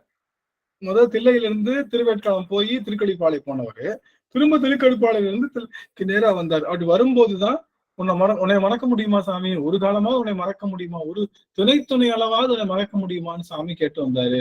அடுத்தபடியா அரியானை என்றெடுத்த அடியவருக்கு எளியானை அவர் தம் சிந்தை பிரியாத திருத்தாண்டக செந்தமிழ் பாடி பிறங்கு சோதி விரியா நின்ற உலகம் விளங்கிய பொன் அம்பலத்து மேவி ஆடல் புரியா நின்றவர் தம்மை பணிந்து அமிழ்தார் பின்னும் போற்றல் செய்வார். திரும்ப என்ன பண்றாரு, நமக்கு தாண்டகம் பாடுறாரு சாமி. தாண்டகத்துல முதல் பாடலே அரியானை தான் நினைக்கிறேன். தாண்டகம் 6ஆம் திருமுறை தானே, 6ஆம் திருமுறையில தாண்டகம் அரியானை. நான் பாடுறேன் அடியன் பாடுற வாய்ப்பு எனக்கு கொடுக்குறீங்களா? நம்ம கடைசி பாட்டு இன்னொருத்தவங்க பாடுங்க யாராச்சும். அரியானை அந்தனர்தம் சிந்த யானை அருமறையின் அகத்தானை அணுவையார்க்கும் தெரியாத தத்துவனை தேனை பாலை திகழொளியை தேவர்கள் தங்கோனை மற்றை கரியானை நான்முகனை கடலை காற்றை கனை கடலை குலவரையை கலந்து நின்ற பெரியானை பெரும்பற்ற புலியூரானை பேசாத நாளெல்லாம் பிறவானாலே பேசாத நாளெல்லாம் பிறவானாலே புலியூரானை பேசாத நாளெல்லாம் பிறவானாலே. திருத்தாண்டகம் ஃபுல்லாவே இப்படியே பாடிடலாம். அதனால இந்த மாதிரி பாடல் பாடினாரு. அது இறுதி பாடல் யாராவது ஒருத்தவங்க அடியார்கள் பாடலாம். காரொளியை பாடுங்களா பாடும் சாமி. காரொளிய திருமேனி செங்கன்னாலும் கடிக்கமலத்திருந்தவனும் காணா வண்ணமும் சீரொளிய தமிழ் பிளம்பாய் நின்ற தொல்லை திகழொளியை சிந்ததனை மயக்கம் தீர்க்கும் ஏரொளியை இருநிலனும் விசும்பும் விண்ணும் ஏழுலகும் கடந்தண்ட தப்பால் நின்ற ஏரொளியை பெரும்பற்ற புலியூரானை பேசாத நாளெல்லாம் பிறவானாலே பேரொளியை பெரும்பற்ற புலியூரானை பேசாத நாளெல்லாம் பிறவானாலே பேசாத நாளெல்லாம் பிறவானாலே. நம்முடைய சுவாமியை பேசாத நாளெல்லாம் பிறவா. நம்ம டெய்லி பிறந்துட்டு இருக்கோம் இல்லைன்னா, நம்ம சாமியை தினமும் பாடிட்டு இருக்கோம், தினமும் பேசிட்டு இருக்கோம். அந்த வகையில சாமி திரும்பவும் தில்லைக்கு அரியானை அந்தரதம் சிந்தையானை அப்படிங்கிற பாடலை பாடினார் அப்படிங்கிற அந்த செய்தி இதுக்குள்ள இருக்கு. அடுத்து 176 செஞ்சடை கற்றை முற்றத்திலா எரிக்குமென சிறந்த வாய்மை அருஞ்சொல் வள தமிழ் மாலை அதிசயமாம் பாடி பாடி அன்பு சூழ்ந்த நெஞ்சுருக பொலி புனல்வார் கண்ணினையும் பரவிய சொல் நிறைந்த வாயும் தற்செயலின் ஒளியாத திருப்பணியும் மாறாது சாரும் நாளில். திரும்ப என்ன பெறாது, செஞ்சடை கற்றை முற்றத்து இளநிலா அப்படின்னு சொல்லுகின்ற அந்த பாடல பாடுறது. எத்தனாவது பதிகம்? நான்காவது திருமுறை 22வது பாடல். அதுல 11வது பாடல். 22வது பதிகம் 11வது பாடல். இதை எடுத்துக்கோங்க. 4வது திருமுறை. 4ஆம் திருமுறை என்ன சாமி? தாண்டகமா குறுந்தொகையா? குறுந்தொகை தாங்க. 5ஆம் திருமுறை தாங்க தாண்டகம். 4ஆம் திருமுறை நிறைய கலந்துருக்கு. இது என்ன பாடல்? 4ஆம் திருமுறையில 22வது பாடல்னா என்ன? இது எப்படி நம்ம எடுக்கிறது? 4ஆம் திருமுறை 22வது பாடல்ன்றது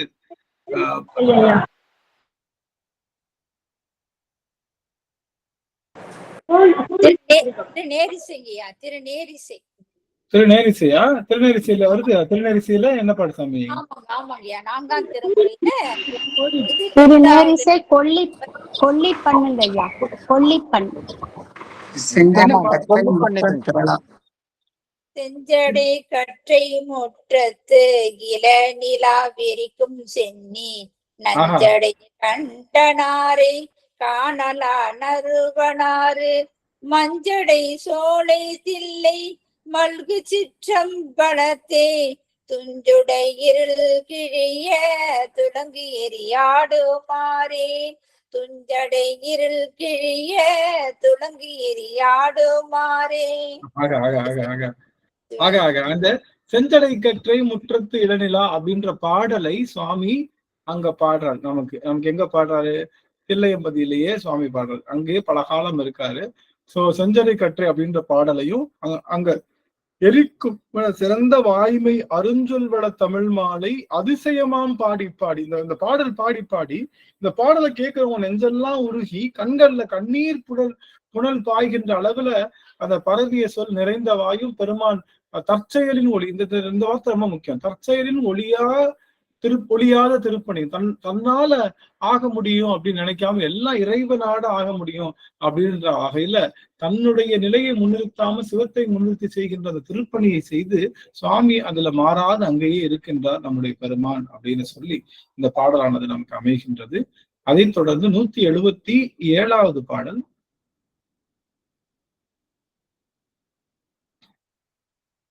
கடையுகத்தில் ஆளியின் மேல் மிதந்த திரு கமலத்தின் இருந்த செங்கன் விடையுகந்தார் திருவருளால் வெற்பு அரையன் பாவை திருமுலைப்பாலோடும் அடைய நிறை சிவம் பெருக வளர் ஞானம் குலைந்தூட்ட அமுது செய்த உடைய மறைப்பிள்ளையார் திருவார்த்தை அடியார்கள் உரைப்ப கேட்டார். இப்ப என்ன பண்ணிட்டு இருக்காரு? இப்ப ஃபுல்லா தில்லையில உட்காந்து நல்லா பாடிட்டு இருக்காரு. இப்ப பண்ணிட்டு இருக்கிற காலத்துல சாமி நீங்க எல்லாரும் பாத்தீங்கன்னா இப்ப சாமி எத்தனை பாட்டு பாடிட்டாரு? எத்தனையோ பாட்டு பாடிட்டாரு. எவ்வளவோ பாட்டு பாடி மக்கள் மத்தியில பயங்கர பிரசித்தியில இருக்காரு. இப்பதான் என்ன பண்றாரு? நம்மளுடைய ஞான சம்பந்த பெருமானுடைய செய்திகளை கேட்கிறார். கடையுகத்தில் ஆடியின் மேல் மிதந்த திரு கமலத்தில் இருந்த செங்கன் விடையுகந்தார் திருவருளால் வெற்பு அரையன் பாவை திருமுலை பாலோடும் அடைய நிறை சிவம் பெருக வளர் ஞான குலைத்து ஊட்ட அமுது செய்த உடைய மறைப்பிள்ளையார் திருவார்த்தை அடியார்கள் உரைப்ப. எல்லாரும் பேசிக்கிறாங்க. உங்களுக்கு தெரியுமா? சீர்காழியில ஒரு குழந்தை பிறந்திருக்கான். சுவாமி அதுக்கு அம்பாள் ஞானப்பால் ஊட்டினாலாம். ஊட்டின உடனே அந்த குழந்தை 3 வயசு குழந்தை தோடுடைய செவியன் அப்படின்ற பாடல்லாம் பாடிச்சான். அது அவ்வளவு பெரிய அற்புதங்கள்லாம் செய்து கொண்டிருக்கின்றான் அப்படின்னு அந்த குழந்தையுடைய பெருமையெல்லாம் கேட்க கேட்க சுவாமிக்கு அப்படியே உள்ளமெல்லாம் உருகி அப்படியே இனி நம்மளோடு சேர்ந்து யாரும் சேர்ந்து பயணிக்க போறா? நாவுக்கரச புராணத்துல யாரும் சேர்ந்து பயணிக்க போறா? ஞான சம்பந்தரும் நம்மளோட சேர்ந்து பயணிக்க போறோம் அப்படிங்கிற அளவுல அது ரொம்ப அருமையான ஒரு இடம் இது. அப்படி எல்லாரும் ரொம்ப பேசிட்டு இருக்காங்க. அடுத்து 170 ஆளிவிடம் உண்டவரை அம்மை திருமுலை அமுதம் உண்ட போதே ஏழிசை வண்டமிழ் மாலை இவன் எம்மான் என காட்டி இயம்பவல்ல காளிவரும் பெருந்தகை சீர் கேட்டலுமே அதிசயமாங் காதல் கூற வாழியவர் மலர்கலர்கள் வணங்குதற்கு மணந்தெழுப்ப விருப்பு வாய்ப்ப. அப்படிப்பட்ட அது என்ன காட்டாரு? ஏழிசை வண்டு தமிழ் மாலை. என்ன தமிழ் மாலை அது? இவன் எம்மான் என காட்டிய தமிழ் மாலை. பாடலாமா? இவன் எம்மான் என காட்டிய தமிழ் மாலை. யாராவது பாடி அருள்க. இவன் எம்மான். இவன் எம்மான் என்ற தமிழ் மாலை என்ன மாலை? தோளுடைய செவியன் தான். தோளுடைய செவியன் பாடுங்க. அவர் என்ன பாடு? திருச்சிற்றம்பலம். தோளுடைய செவியன் விடையேறி ஓதுவன் மதிசூடி. தோளுடைய செவியன் விடையேறி ஓதுவன் மதிசூடி. காடுடைய சுடலை கொடி பூசியன் உள்ளம் கவர்கல்வன். ஏடுடைய மலரால் முனை நான் பணிந்து ஏதருள் செய்த. வீடுடைய பிரம்மாபுரமேவிய பெம்மானிவனன்றே பெம்மானிவனன்றே. திருச்சிற்றம்பலம். சிவசிவ சிவசிவ சிவசிவ சிவசிவ. ஆக இந்த தோளுடைய செவியன் அப்படின்னு ஏழிசை வண்டமிழ் மாலை இவன் எம்மான் எனக்காட்டி எம்பவல்ல காளி வரும் பெருந்தகை சீர்கேட்டு. அது காளி திருகாளி நோக்கி வந்துட்டு இருக்காரு. யாரு? நாவுக்கரச பெருமான் சீர்காழி நோக்கி வந்துட்டு இருக்காரு. அப்படி கேட்கிறாரு, உங்களுக்கு தெரியுமா அந்த பிள்ளை ஒண்ணு பாடிருக்க, பெருந்தகை சீர் கேட்டலுமே அதிசயமாம் காதல். அதிசயமும் வருது. 3 வயசு குழந்தை பாடிருக்கா. எப்படி இது நடந்துச்சு அப்படின்னு சுவாமி அதிசயம் பண்றாரு. காதலும் பெருகுது. அந்த குழந்தை எப்படியாவது பார்க்கணுமே. வாலியவர் மலர்கடல்கள் வணங்குதற்கு. ஐயோ அவர் நான் ரொம்ப காலம் நல்லா இருக்கணும், அந்த குழந்தை ரொம்ப காலம் நல்லா இருக்கணும் வாழ்த்தி அவருடைய மலர்கடல்களை வணங்குவதற்காக மனத்தெழுந்த விருப்பு வாய்ப்பு, மனதில் அப்படியே ஒரு விருப்பம் ஏற்படுறதுக்காக எப்படியாவது அந்த குழந்தை திருவடியை வணங்கணும். என்ன சொல்றாங்க இந்த பாட்டுல அப்படின்னா, சிவனடியார்களுக்கு என்ன கிடையாது? சிவனடியார்களுக்கு என்ன கிடையாது? ஆசை பற்றி அது கிடையாதுங்கய்யா. இல்ல அது வயது வித்தியாசம் கிடையாதுங்க ஐயா. சரிம்மா, என்னம்மா இப்படி 6 அடிச்சுட்டு இருக்கோம்? முகத்தை காட்டுங்க, முகத்தை காட்டுங்க பாத்துக்கலாம். என்ன எந்த பால் போட்டாலும் இப்படி 6 அடிக்கிறீங்க நீங்க? போன கிளாஸ்ல இருந்து அறுவை. என்ன அடியார்களுக்கு என்ன கிடையாது அப்படின்னா, அடியார்களுக்கு வயது வித்தியாசம் என்பது எப்போதுமே கிடையாது. அதுதான் சொல்றோம். சிறு குழந்தையா இருந்தாலும் திருப்படி பண்ணணும். அதுதான் நம்ம சொன்னது. அதனாலதான் இந்த இடத்துல குழந்தைங்க அடியார்களுக்கு வேற என்ன கிடையாது? பாலினம் கிடையாது. சிவபெருமானை போல சிவபெருமானுக்கு ஆண் பெண் தத்துவம் இல்லையா? அதனால அடியார்கள் இடத்துலயும் ஆண் பெண் என்ற பேரும் கிடையாது. இவங்க ஆண் இவங்க பெண் அப்படின்ற பாலினமும் கிடையாது. அடியார் இடத்துல வயது அப்படிங்கிற அது வயது ஏற்ற இறக்கம் அப்படின்றதும் கிடையாது. அடியார்கள்ட்ட சாதி வேற்றுமையும் கிடையாது. அடியார்கள்ட்ட இந்த சாதி அந்த சாதி அப்படிங்கிற அடியார்கள்ட்ட ஏழை பணக்காரன் என்ற உயர்வு தாழ்வு கிடையாது. எல்லாருக்கும் திருநீர் தான். ஏன்னா பணக்காரன் தங்க பஸ்பத்தியா திருநீரா போட முடியும்? எல்லாரும் அந்த சாம்பல் தான். எல்லாரும் சாம்பல் தான் அணியணும். சொல்ல போனா இந்த ருத்ராட்சில வேணா நம்ம கொஞ்சம் அந்த பெடி வெளியில போட்டுக்கலாம், தங்கத்துல போட்டுக்கலாம், நடுவில் வைரத்தை கூட கோத்துக்கலாம். ஆனா உள்ள இருக்கிறது ருத்ராட்சம் தான். ருத்ராட்சம் என்பது 5 ரூபாய் தான் ருத்ராட்சம். அதைத்தான் நமக்கு கோர்க்க முடியுமே தவிர. ஆக இங்கே ஏற்றத்தாழ்வு என்பது வயதிலேயோ பாலினத்திலேயோ அவர்களுடைய சாதியிலோ அவர்களுடைய அந்த வருமானத்திலோ நீங்க அடியவர்களுக்கு எந்த விதத்துல ஏற்றத்தாழ்வு கிடையாது. அது பார்க்கவும் கூடாது. ரைட்டுங்களா? அதனால அடியவர்கள் அனைவருமே திருநீர் பூசி அத்தனை பேருமே வணங்குதற்குரியவர்கள். அப்படிங்கிற வகையில நாவுக்கரச பெருமானுக்கு வயசு எவ்வளோ, இந்த பிள்ளைக்கு வயசு எவ்வளோ, அந்த பிள்ளையோட திருவடியை வணங்குறதுக்காக விருப்பத்தோடு நடந்து போனாரா நம்ம சுவாமி. 179. அப்பொழுதே அம்பலத்தில் ஆடுகின்ற கடல் வணங்கி அருள் முன் பெற்று பொய்ப்பிறவி பிணியோட்டும் திருவீதி புரண்டு வளங்கொண்டு போந்தே எப்புவனங்களும் நிறைந்த திருப்பதியின் எல்லையினை இறைஞ்சி ஏத்தி செப்பரிய பெருமையினால் திருநாரையூர் பணிந்து பாடி செல்வார். அப்பதான் என்ன பண்றாரு? இல்லையா, போய் 3 தடவை பிள்ளைய பலவளம் சுத்து வராது. தில்லையை விட்டு பிரிய மனசே வரல சாமிக்கு. தில்லையை விட்டு பிரிய மனசே வரல. அதனால தில்லையில இருந்து ஐயோ இந்த பிள்ளைய பார்க்கணுமே, எப்படியாச்சும் இந்த பிள்ளைய திருவடி வணங்கணுமேன்னு சொல்லி நினைச்ச சுவாமி தில்லையை விட்டும் பிரிய மனசு இல்ல. பல முறை சுவாமி தில்லையை வணங்கி வந்து கடைசியில அந்த பிறவி பிணியோட்டும் அந்த திருவீதிகள். நீங்க தில்லையினுடைய திருவீதி நடந்தாலே பிறவி எல்லாம் பிணி ஓடிடுமா? பிறவி என்ற பிணியை ஓட்டுகின்ற ஆற்றல் தில்லை திருவீதிகளுக்கே உண்டு அப்படின்னு சொல்ல. அந்த திருவீதிகள்லாம் புரண்டு வளம் கொண்டு போது என்ன பண்ணிருக்காரு? தில்லை விட்டு வெளியே வரப்ப சாமி என்ன பண்ணிருக்காரு? சாமி என்ன சொல்லுவோம், அங்க பிரதட்சணை பண்ணிருக்காரு தில்லைய. தில்லையை விட்டு மனசு வரல, என்ன பண்றது, உடம்பெல்லாம் ஒட்டிக்கிட்டு அந்த மண்ணு அப்படின்னு சொல்லி, அது கோவிலுக்குள்ள சுத்தி வரல சாமி.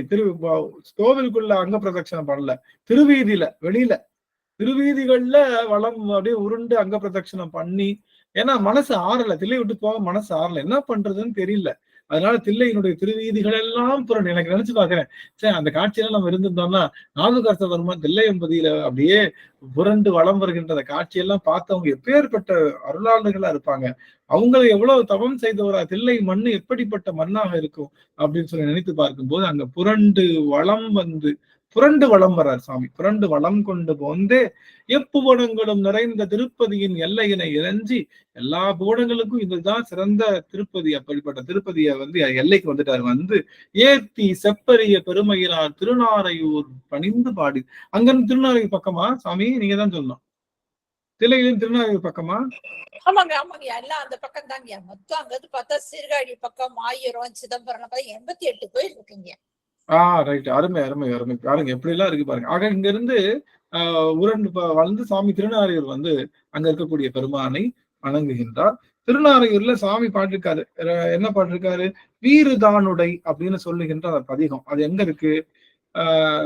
5ஆம் திருமுறை 54வது பதிகம் எடுங்க பார்க்கலாம். திருநாரையூர் பதிகம் 5ஆம் திருமுறை 54. ஆமா வந்துருச்சு. 54 என்ன பாட்டு? வீறு தானுடைய தானே இருக்கு. 8 நாள் மலர் கொண்டவன் சேவடி. இல்ல வீறு தானுடை அப்படிங்கிற பதிகம் நாரையூர் 55. இங்க தப்பா போட்டிருக்காங்க. 55 நாரையூர் பாருங்க. நாரையூர் பதிகம் தெரியுதுங்களா? வெப்பன் மடந்தையோர். ஆமா ஆமா, வீறு தானுடைய. அது என்ன பாட்டு? திருக்குறளை எப்படி பாடணும்? பாடுங்க பார்க்கலாம். திருக்குறளை எப்படி இல்ல, திருக்குறளை வந்து நம்ம இந்த பாட்டு, நம்ம அது பேர் என்ன, இந்த பாட்டு இருக்குல்ல, அது நேரிசை தான் அப்படி பாடணுமோ? Right right right. திருக்குறளை பாடுங்க சார், பாடுங்க. இது பூபாலத்திலையும் கூட பாடலாங்க. அது வீரே தானுடை வெப்பன் மடந்தையோர் கூரனாயிலும்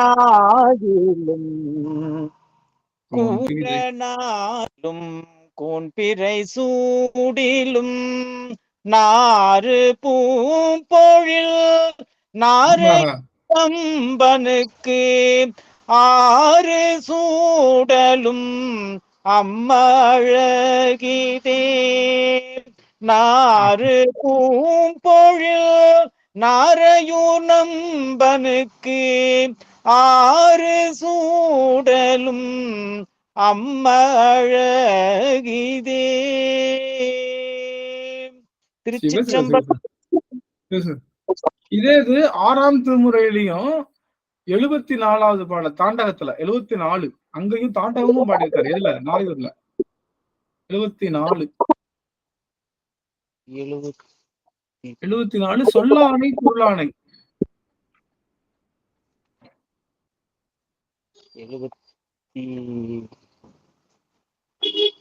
பாடலாம் யாராவது தாண்டகம். சொல்லானை பொருளானை.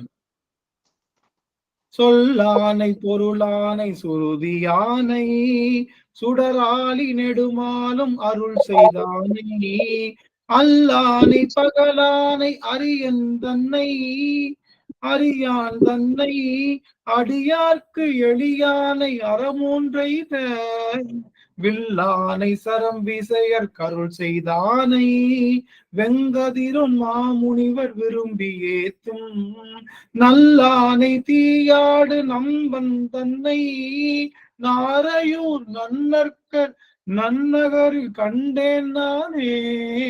நாரையூர் நன்னகரில் கண்டேன் நானே. நாரையூர் நன்னகரில் கண்டேன் நானே. கடைசி பாட்டு பாடலாம். யாராவது பாடுங்க கடைசி பாட்டு.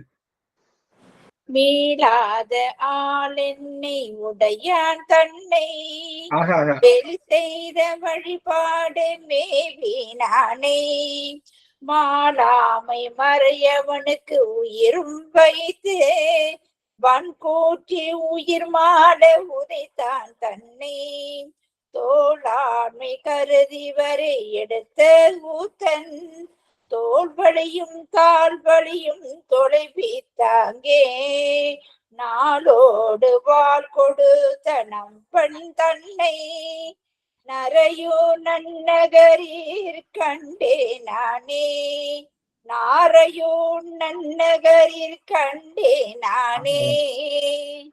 திருச்சிற்றம்பலம். ஆக எத்தனை பேருக்கு வாய்ப்பு கிடைக்கும். நாவுக்கரச பெருமானுடைய சரிதம் பாடும்போது, சரிதம் கேட்கும் போது அந்தந்த தளத்துல அந்தந்த பதிகத்தை பாடி பாடி செல்கின்ற அந்த ஆற்றல் எத்தனை இடத்துக்கு கிடைக்கும். நம்ம எல்லாருக்கும் கிடைச்சிருக்கு. நாரையூருக்கு போனா நாரையூர் பதிகம் பாட, அவன் சுவாமி நாரையூரில் நான் பெருமானை கண்டேன் நினைக்கும் போது நாமளும் மனதாலேயே நாரையூர்ல நின்று பெருமானுடைய அந்த திருலிங்க திருமேனி தரிசனத்தை மனதாலேயே கண்டது போல ஒரு பெரும் காட்சி நாம் பெறுகின்றது. ஆக திருநாரையூருக்கு சாமி போறாரு. பல பதிகங்கள் 2 பதிகங்கள் பாடியிருக்காரு. அதை தொடர்ந்து சுவாமி என்ன பண்ணிருக்காருன்னா திரு ஓமப்புலியூர், மூவிளை திருத்தாண்டவம், அப்புறம் தளரும் கோளரவ, திருக்குறுந்தொகை, ஓருருவாய திருக்குறுந்தொகை இதெல்லாம் சுவாமி அங்க பாடுகின்றார். அடுத்து 150வது பாடல். தொண்டர் குழாம் புடைசூழ தொழுத கரத்தோடு நீரு துதைந்த கோலம் கண்டவர்த்தம் மனம் கசிந்து கரைந்துருகும் கருணை புறம் பொழிந்து காட்ட தொண்டிரைவாய் கல்மதப்பில் உகைந்த ஏறும் திருநாவுக்கரசர் தாமும் வண்டமில் மாலை எழுதும் மறை மொழிந்த பிரான் திருப்புகழி மருங்கு சார்ந்தார். என்ன பண்றாரு? பாக்குறவங்க எல்லாம் தொண்டர்குலாம் புடைசூழ. யாரு தனியா போகல. யாரு? சாமி தனியா போகல. ஆமா ஐயா காட்டலையோ? எடுத்துக்கிட்டேனா? என்னாச்சு? பாடல் போயிடுச்சுங்கயா. போயிடுச்சா? ஏன் போச்சு? சரி, ஓகே, நான் போடுறேன்.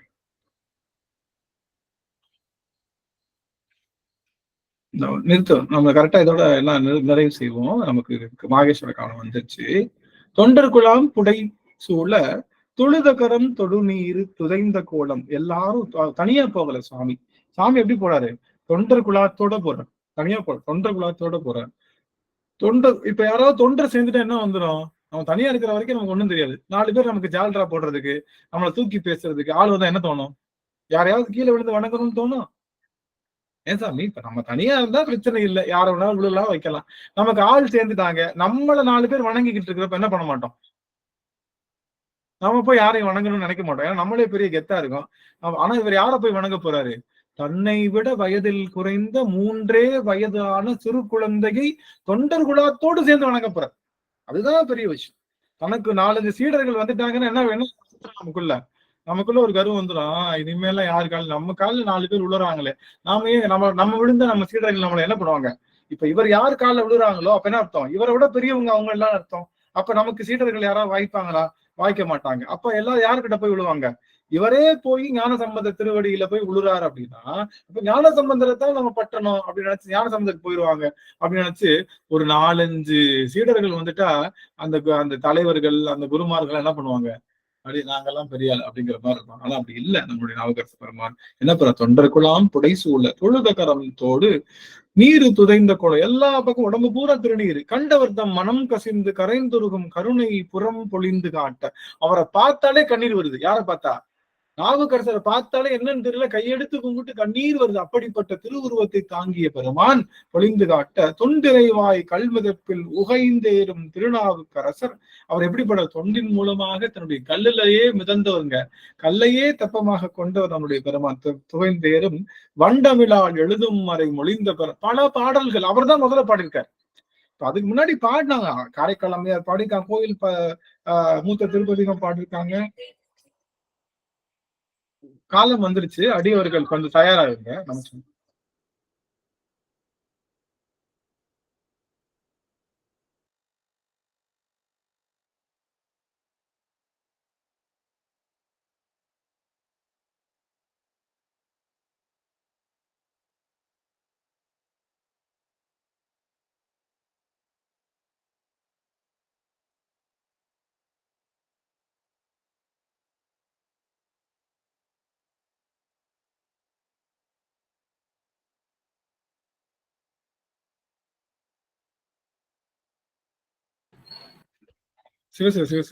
மாகேஸ்வர காலம் நெருங்கி கொண்டே இருக்கின்றது. நம்ம மாகேஸ்வர பூசை பண்ணிடலாம். ரொம்ப கரெக்டா சரியா 12 மணிக்கு பண்ணணும். அதனால முன்கூட்டியே அடியவர்கள் எல்லாம் அமர வச்சிடலாம். எல்லாரும் இதை எடுத்து விட்டுறோம். இது மாகேஸ்வரம் முடிஞ்சதுக்கு அப்புறம் இந்த பாட்டை மட்டும் பார்த்துட்டு நம்ம அப்படியே பாய் சொல்லி கிளம்பிடலாம். சரிங்களா சாமி? சரிங்க. தேவி அம்மா வந்திருக்காங்க, தேவி கனகராஜ் அம்மா தான் வந்திருக்கிறாங்க. சொல்லு சார், நான் ஒரு 10 நிமிஷம் வச்சு பேசுறேன். ஒன்றும் பிரச்சனை இல்லை, பாத்துக்கலாம். 10 நிமிஷம் பேசுறேன். ஆக மாகேஸ்வர காலம் வந்துருச்சு. அடியார்கள் அனைவரையும் மானசீகமாக அத்தனை அடியவர் பெருமக்கள், கோவை அடியவர் பெருமக்கள் மற்றும் நம்முடைய எல்லா அடியவர் பெருமக்களையும் மானசீகமாக வரவழைத்து திருவடிக்கு பல பூசணைகள் செய்து திருவடிகளை நன்னீரால் மெழுகிட்டு திருவடியை துளக்கி அவர்களுக்கு திருவடிக்கு பல பூசணைகள் செய்து பல மலர்களால் தூவி சந்தனம் மற்றும் குங்குமங்கள் எல்லாம் அவங்க அடியார்களுடைய திருவடியை தவிர வேற எதுவும் நமக்கு தெரியல. திருவடியை கூப்பிட்டு அவர்கள் அப்படியே வீடுகளில் அழைத்து நல்ல ஆசனம் அமைத்து பட்டு துணியில் அவங்களுக்கு விரிச்சு அவர்களை அமர வைத்து நுனி அதாவது கொழுந்து அந்த வாழை இலைகளில் எல்லாம் வரிசையாக அடியவர்களுக்கு இட்டு அடியவர்களுடைய தலையிலே சிறிய சிறிய மலர்களை வைத்து மாகேஸ்வரர்களாக வைத்து தூபங்கள் எல்லாம் நிறைத்து, தூபம் தான் முக்கியம். மாகேஸ்வர பூஜைக்கு தீபத்தை விட தூபம் தான் முக்கியம். தூபம் எல்லாம் நிறைத்து தீபங்கள் எல்லாம் ஏற்றி இப்பொழுது வாழை இலையிலேயே முதலாவதாக உப்பு எல்லா அடியவர்களுக்கும் வைத்து, இரண்டாவதாக இனிப்பு வகையை வைக்கிறோம். இனிப்பு வகையில இன்னைக்கு மைசூர் பாக்கு வைக்கலாம், மைசூர் பாக்கு வைக்கிறோம். அடுத்தபடியாக தக்காளி புளிக்கூட்டு அதை வைக்கிறோம். மூணாவது நமக்கு உருளைக்கிழங்கு கறி. நான்காவதாக இங்க வாழை அந்த தண்டினுடைய அந்த பொரியல், துவர்ப்புக்காக வாழைத்தண்டு பொரியல் மற்றும் புளிப்பு வைத்தாச்சு, இனிப்பு வைத்தாச்சு. காரத்திற்காக காரக்கறி என்று சொல்லுகின்ற வெண்டைக்காய் போட்ட காரக்கறி அதை வச்சிடலாம். அப்புறம் எல்லா அறுசுவைகள்ல எல்லாம் ஓரளவுக்கு வந்துருச்சு. கசப்புக்காக பாகற்காய் கூட்டு அதெல்லாம் வச்சாச்சு. ஆக அறுசுவையும் வந்தாச்சு.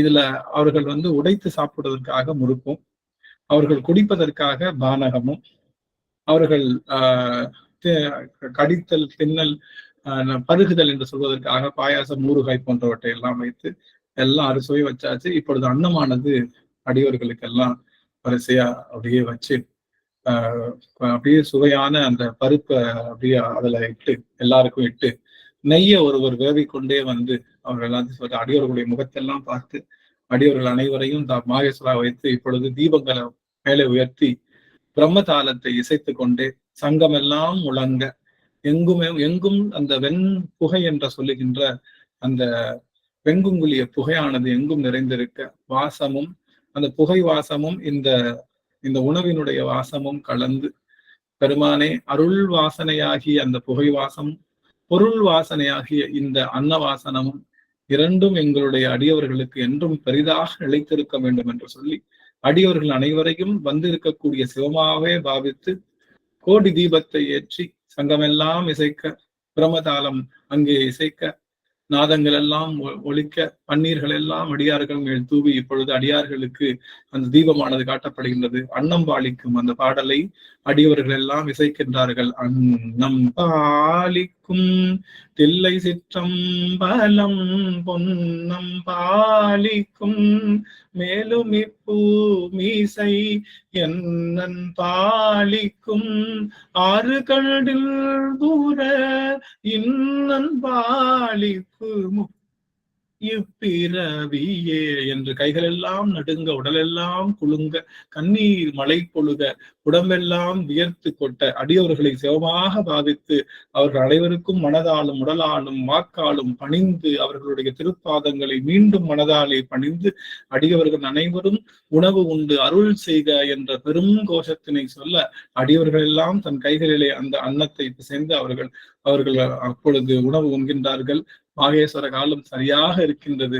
உள்ளிருக்கும் மாகேஸ்வரன் அதை மிகப்பெரிய பொருளாக அவிர்ப்பாகமாக ஏற்றுக்கொண்டதை நாம் அறிந்து கொண்டவுடன் கடைக்கண்களிலே கண்ணீரெல்லாம் பொழிந்து வலிய பெரும் பெரும் பேற்றோடு வருகின்ற அடியவருக்கு வேண்டுகின்ற பொருள்களை எல்லாம் இங்கே இலைகளிலே வைத்து அவர்கள் மனம் கோணாமல் அவர்களுக்கு அந்த மாகேஸ்வர பூசணையை செய்து அடியார்கள் அனைவரும் உணவு உண்டவுடன் அவருடைய இலைகள் எல்லாம் தொட்டு வணங்கி அவைகளை எல்லாம் அடித்து அங்கே வைத்து அடியார்களை மீண்டும் கைகளில் எல்லாம் அலம்பச் செய்து அடியார்களுக்கு திரும்ப ஒரு ஆசனம் கொடுத்து அவர்களுடைய இல்லத்தார் இருந்தால் இல்லத்தாரின் மூலமாக தாம்பூலம் தரிக்க வைத்து அவர்களுடைய திருவடியை வணங்கி அவர்களோடு அமர்ந்து சிரிப்பார், களிப்பார், தேனிப்பார் என்ற பலவிதமான அந்த பெருமானை பற்றி அந்த செய்திகள் எல்லாம் கேட்டு கண்ணீர் மல்கி இந்த மாகேஸ்வர பூசையினை நிறைவு செய்கின்றோம். திருச்சிற்றம்பலம். சிவாய நம. சிவாய சிவசிவ சிவ.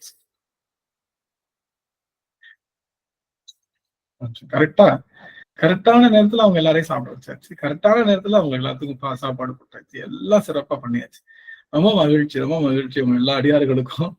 இது மானசீகமாக செய்கின்ற சிவபூசை, மானசீகமாக செய்கின்ற அடியவருக்கு செய்கின்ற மாகேஸ்வர பூசை. அது எப்பொழுதுமே நம்மளுடைய இந்த ஈசன் குழுமத்தில் நிகழ்ந்து கொண்டிருக்கு. இன்றைய தினம் அடியேன் எப்பொழுதுமே உங்களுக்கு 12 மணி ஆகிறப்ப எனக்கு 9:30 ஆகும் அங்க. அதனால அந்த 12 மணி வரைக்கும் நான் காத்திருக்கணும். இன்னைக்கு உங்களோட சேர்ந்து மானசீகமா பண்ணிட்டு இருக்கோமேனு ஒரு சின்ன வருத்தம் இருந்தாலும் மானசீகமாவது பண்ண முடிஞ்சதுன்ற ஒரு சந்தோஷமும் கூட. நேர்ல பண்ணணும்னு ஒரு ஆசை. அங்க எல்லாருக்கும் நேர்ல பண்ணக்கூடிய அந்த நிலைப்பாடு தருமான் கொடுக்கணும்னு சொல்லி இந்த ஒரே ஒரு பாடல் 2 நிமிஷம் கூட ஆகா சாமி. கரெக்டா 12:05 முடிச்சிருவோம். அதனால அடியார்கள் ஏன்னா தொடங்கிட்டோம், அதை முடிச்சுட்டு நம்ம போயிடலாம். கரெக்டா அந்த பாடலோட நிறைவு செய்துட்டு வரலாம். அதனால இந்த ஒரு சின்ன பாடல் மட்டும்.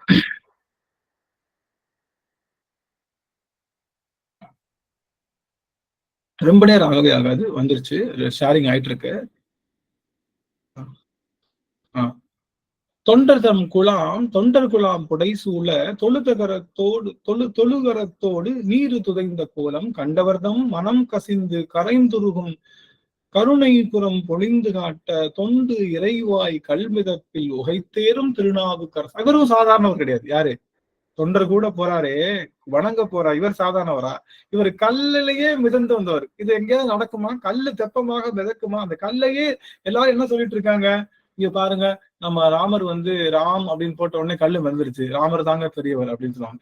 அப்படின்னு போட்டு ஆனா அந்த கல்லு மிதந்ததே தவிர டைரக்ஷன் எல்லாம் பண்ணி போகல. இல்லைங்க, நினைச்சு பாருங்க, கல்லு மிதந்துச்சு. இவங்க எல்லாரும் ஏறி நின்னதுக்கு அப்புறம் நீ அந்த பக்கம் போ, இந்த பக்கம் போன்னு சொன்னப்ப கல்லு போச்சா? இல்ல, அது கல்லு மிதக்க மட்டும்தான் செஞ்சுச்சு. ஆனா நம்முடைய சிவபெருமான் கொடுத்த கல் மிதப்பு எப்படின்னா, கல்லு மேல ஏறி உட்காந்துட்டாரு. ராம என்ன பண்ணாரு? நடுக்கல்ல கல்லு மிதக்குது, மிதந்தா மட்டும் போதுமா? என்ன பண்ணோம்? துடுப்பு போட்டு போனோம், துடுப்பு போட்டு கரையை நோக்கி போகணும். அப்படி துடுப்பு போட்டு கரையை நோக்கி போகின்ற அந்த ஆற்றலையும் அந்த கல்லு கொடுத்தார் சுவாமி. அதனால எப்படி பார்த்தாலும் நம்மளுடைய சாமி கொடுத்த கல் மிதப்புக்கு சமமா வேற எங்கேயும் கொடுக்க முடியாது. அந்த கல்லிலேயே மிதந்து கொண்டு வந்த திருநாவுக்கரச பெருமாள் தாமும் அவரும் பாடல்கள் இவர் இன்னைக்குதான் பாடியிருக்காரு. யாரு? நம்மளுடைய ஞான சம்பந்த பெருமான் இன்னைக்குதான் பாடியிருக்காரு. தோளுடைய சேவையர் மட்டும் தான் பாடியிருக்காரு. அதுக்கே சரியான ஃபேமஸ். இந்த நம்ம நாவுக்கரச பெருமான் எத்தனை பாடல் பாடிட்டார். இன்னைக்கு நம்மளே எத்தனை பாடல் பாடிட்டோம். அத்தனை தலங்கள் வழியா திருநாரையூர்ல இருந்து நமக்கு திரு நம்மளுடைய பாதிரி புலியூர்ல தொடங்கின அந்த பாடலு எங்கெங்கயோ போய் கடைசியில எத்தனையோ பதிகங்கள் பாடி அது நம்ம கையில கிடைச்சது கம்மி. அது கிடைக்காத பாடல்கள் எல்லாம் பாடி வந்திருக்காருன்னா அவர் நினைக்கிறார், நான் பாடாத பாட்டா பாடிட போற நினைக்கல. ஐயோ 3 வயசு குழந்தை பெருமான பாடுது, அந்த குழந்தைய வணங்கணும்னு சொல்லி போறாருன்னா இவர் பாடலாலையும் பெரியவர், இவர் அதிசயங்கள்னாலையும் பெரியவர், இவர் வயதாலையும் பெரியவர், அனுபவத்தாலையும் பெரியவர். எல்லா பெரிய தன்மைகள் கொண்டிருந்தாலும் அடியவருக்கு முன்னதாக தன்னை சுருக்கி கொண்டு சிறியவனாக நிற்றலே சைவத்தினுடைய பெரும் கூற்று என்பதை நாவுக்கரச பெருமாள் நமக்கு இங்கே பறைசாட்டுகின்றார் என்று சொல்லி அந்த வகையிலே திருப்புகழி மருங்கு திருப்புகழி மருங்குன்னு அர்த்தம். திருப்புகழிக்குள்ள வரல, திருப்புகழி பக்கத்துல வந்துட்டார். திருப்புகழி என்று சொல்லுகின்ற சீர்காழிக்கு சுவாமி ரொம்ப பக்கத்துல வந்துட்டாரு. இனிமே தான் நம்மளுடைய ஞான சம்பந்தர் மற்றும் நாவுக்கரச பெருமானுடைய மீட்டிங்கே இருக்கு. அந்த காட்சி அமைப்புகளை நம்ம வருகின்ற அமர்வுகள்ல பார்க்க இருக்கின்றோம் என்று சொல்லி இன்றைய தினம் நமக்கு இந்த அளவில் 180வது பாடல் வரை சிந்திப்பதற்கு பெருமான் திருவருள் கூட்டி இருக்கின்றார் என்ற பெரும் செய்தியை அத்தனை அடியார்களுக்கும் சொல்லி அடிநாயனுக்கு வாய்ப்பளித்த ஈசன் குழுமத்தாருடைய அத்தனை அடியார்களுடைய திருவடி தாமரைகளையும் பிரேமாம் அவர்களுடைய திருவடி தாமரையும் அடியேன் பல்காலம் வீழ்ந்து வணங்கி அடியேனும் உங்களோடு சேர்ந்து மானசீகமாக மாகேஸ்வர பூஜை செய்ய அடியனுக்கு வாய்ப்பளித்த அந்த மாகேஸ்வரநாதனையும் அடியேன் மனதார வணங்கி நின்று அத்தனை பேருடைய திருவடி தாமரை வணங்கி மகிழ்ந்து நிறைவு செய்கின்றேன் சுவாமி. நிறைவு செய்யும் முகமாக பாடல்களை அடியார்கள் பாடியருள்ளார். மகிழ்ச்சியாக நன்றி சுவாமி. வேலம்மாள் வான்மீகில் வளாது பெய்க பாடுங்க. பாடுறேங்கம்மா.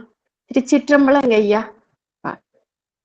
வான்முகில் வளாது பெய்க மழை வளம் சுரக்க மன்னன் கோன்முறை அரசு செய்க குறைவிலாது உயிர்கள் வாழ்க நான்மறை அருங்கள் ஓங்க நற்றவம் வேள்வி மல்க மேன்மைகள் செய்வ நீதி விளங்குக உலகமெல்லாம் மேன்மைகள் செய்வ நீதி விளங்குக உலகமெல்லாம். சிற்றம்பலம். நன்றிங்கம்மா. காஞ்சனமா ஆறிரு தடுத்தோள் வாழ்க. ஆறிரு தடந்தோள் வாழ்க அருமுகம் வாழ்க வேப்பை கூறுசை தனிவேல் வாழ்க குக்குடம் வாழ்க செவ்வேல் ஏறிய மஞ்சை வாழ்க யானைதன் அணங்கு வாழ்க மாறிலா வள்ளி வாழ்க வாழ்க சீரடியாரெல்லாம் மாறிலா வள்ளி வாழ்க வாழ்க சீரடியாரெல்லாம். திருச்சிற்றம்பலம். முருகாசன். நன்றிங்கம்மா. அனைத்து அடியார் திருவடி பணிகிறேன்.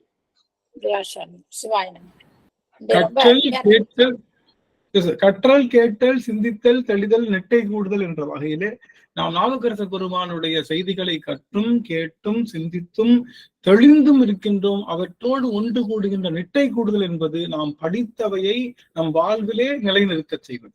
நாம படிச்சதை இங்க நாவுக்கரச நாயனார்ட்ட படிச்சதை நம்ம வாழ்க்கையில பயன்படுத்தினது பேரு தான் நெட்டை கூடுதல்.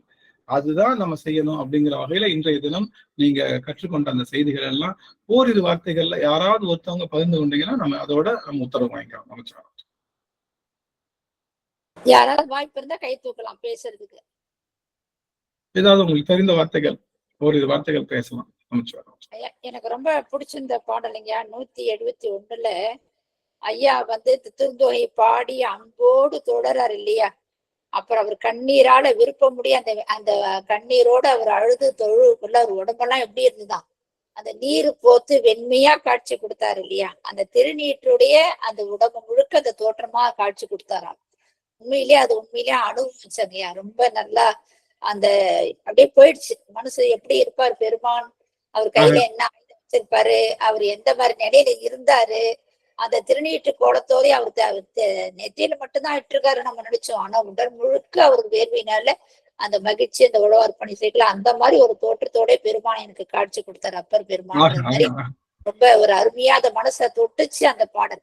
மத்ததெல்லாம் மத்ததெல்லாம் நம்ம எல்லா இடமும் போறாரு, திருக்காழ்ப்புல பாடெல்லாம் பாடுறாரு, மத்த தலத்தெல்லாம் போயிட்டு இருக்க சிதம்பரம் திருவேற்களம் இந்த மாதிரி எல்லா திருத்தலுக்கு போயிட்டு பதிகம் பாடுறாரு.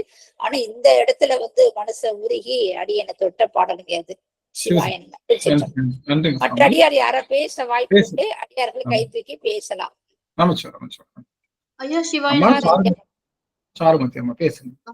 ஐயா நாவுக்கரசர் ஞானசம்பந்தர் பெருமான போய் வணங்க போறது வயசு வித்தியாசம் கூட பார்க்காம அவரு பாதத்தை வணங்கணும். அதுவும் அம்பாளுடைய முனைப்பால குடிச்சு ஞானசம்பந்தரா இருந்து இவ்வளவு பதிகங்கள் பாடியிருக்காரு. அப்பேற்பட்டவரை போய் நம்ம வணங்கணும் அப்படின்னு சொல்லி அது தொண்டர் கூட்டத்தோட போய் நம்ம அவரை போய் வணங்கணும் அப்படின்னு சொன்னது அது நம்மளும் இந்த வயசுல எல்லாமே எடுத்துக்கணுங்க ஐயா. அதை பெரியவங்க சின்னவங்கன்னு பார்க்காம அவங்களுக்கான மரியாதை வார்த்தையும் அவங்கக்கிட்ட அன்பு செலுத்துறதும் அவங்கள எப்படி நடத்தணுங்கிறதையும் நம்ம மனசுல வச்சு நடந்துக்கணும். அதே மாதிரி கோயில்ல அவரு தில்லைய விட்டு பிரிய மனசு இல்லாம அந்த வீதியெல்லாம் புரண்டாருன்னு சொன்னது கண்ணுல அப்படியே தண்ணி வந்துருச்சு. இப்ப நம்ம போய் தில்லைக்கு போனா இப்ப நான் காலை எப்படி வச்சுட்டு நடந்து போறதுன்னு யோசிக்கிற அளவுக்கு இருக்குங்க ஐயா. உண்மையாலுமே அப்படிப்பட்ட புண்ணிய தலத்தெல்லாம் பத்தி சொல்லும் போது ரொம்ப ஆசையா இருக்குங்க ஐயா. கேட்டுக்கிட்டே அப்படியே நேரம் போறதே தெரியல. அப்படியே உட்கார்ந்துருக்கலாம். வெளியில என்ன நடக்குது, நமக்கு என்ன இருக்குதுன்னே தெரியல. நம்ம பாட்டுக்கு அப்படியே கேட்டுக்கிட்டே இருக்கலாம் போல இருக்கு. சிவாயே நமக்கு. மகிழ்ச்சி மகிழ்ச்சி மகிழ்ச்சி. அடியனும் கரைந்த இடம் அந்த இடம். அதனால அதுவும் அம்மா சொல்லிட்டாங்க. ரொம்ப மகிழ்ச்சி. இன்னும் ஒரே ஒருவர் அவரோட நிறைவு செய்யலாம். ஒரே ஒருவருக்கு வாய்ப்பு. கண்டிப்பா ஒருவர் பேசியே ஆகணும். அப்பதான் நாங்க விடுவோம், இல்லாட்டி விட மாட்டோம். புவனேஸ்வரிம்மா. நமஸ்காரம் சாமி. சிவாய நம்ம. திருவடி வணக்கம் ஐயா. திருவடி வணக்கம்.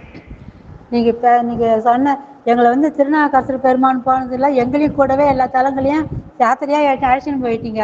நாங்கள் முதல்ல போயிருந்தா கூட இன்னைக்கு இந்த அடியார் கூட போகிறது ரொம்ப ரொம்ப சிறப்பாக இருந்தது. அந்தந்த கோயிலையும் அந்தந்த கோயிலுடைய பதிகத்தை பாடி பெருமானை தரிசனம் பண்ணி நேர்லேயே பார்த்த மாதிரி கேட்ட மாதிரி ரொம்ப சிறப்பாக இருந்தது ஐயா. மனசு ரொம்ப நிறைவாக இருந்தது. இந்த மாதிரி நாங்கள் அதில் நாங்கள் யாத்திரை போனப்போ அந்த கோயில் வரலாறுலாம் அவ்வளோ தெரியாது. ஐயா சொல்லுவாங்க தான் இருந்தாலும் அவ்வளோ தெரியாது. நாங்கள் போனோம். இப்போ நீங்கள் அந்த கோயில் விளக்கம் அந்த வரலாறுலாம் சொல்லும்போது இன்னொரு தரம் போனால் போகுது பரவாயில்லன்னு ஆசையாக இருக்குது. ஆனால் பெருமான் திருவிழா நமக்கு இல்லை. அதுதான் நினச்சிக்கின்னு இங்கே இருந்தபடியே காதால் கண்ணால் பார்த்துட்டு வந்துட்டோம். இப்போ காதால் கேட்டுக்கின்னு மனசால் உணர்ந்து வீட்டிலே இருந்துக்கின்னு அதை கேட்க வேண்டியதான்னு பெருமான் திருவருள் நினச்சிக்கின்னு ரொம்ப சந்தோஷப்படுறேங்க ஐயா. ரொம்ப ரொம்ப அருமையாக இருந்துங்க ஐயா நீங்கள் சொன்ன விளக்கம்.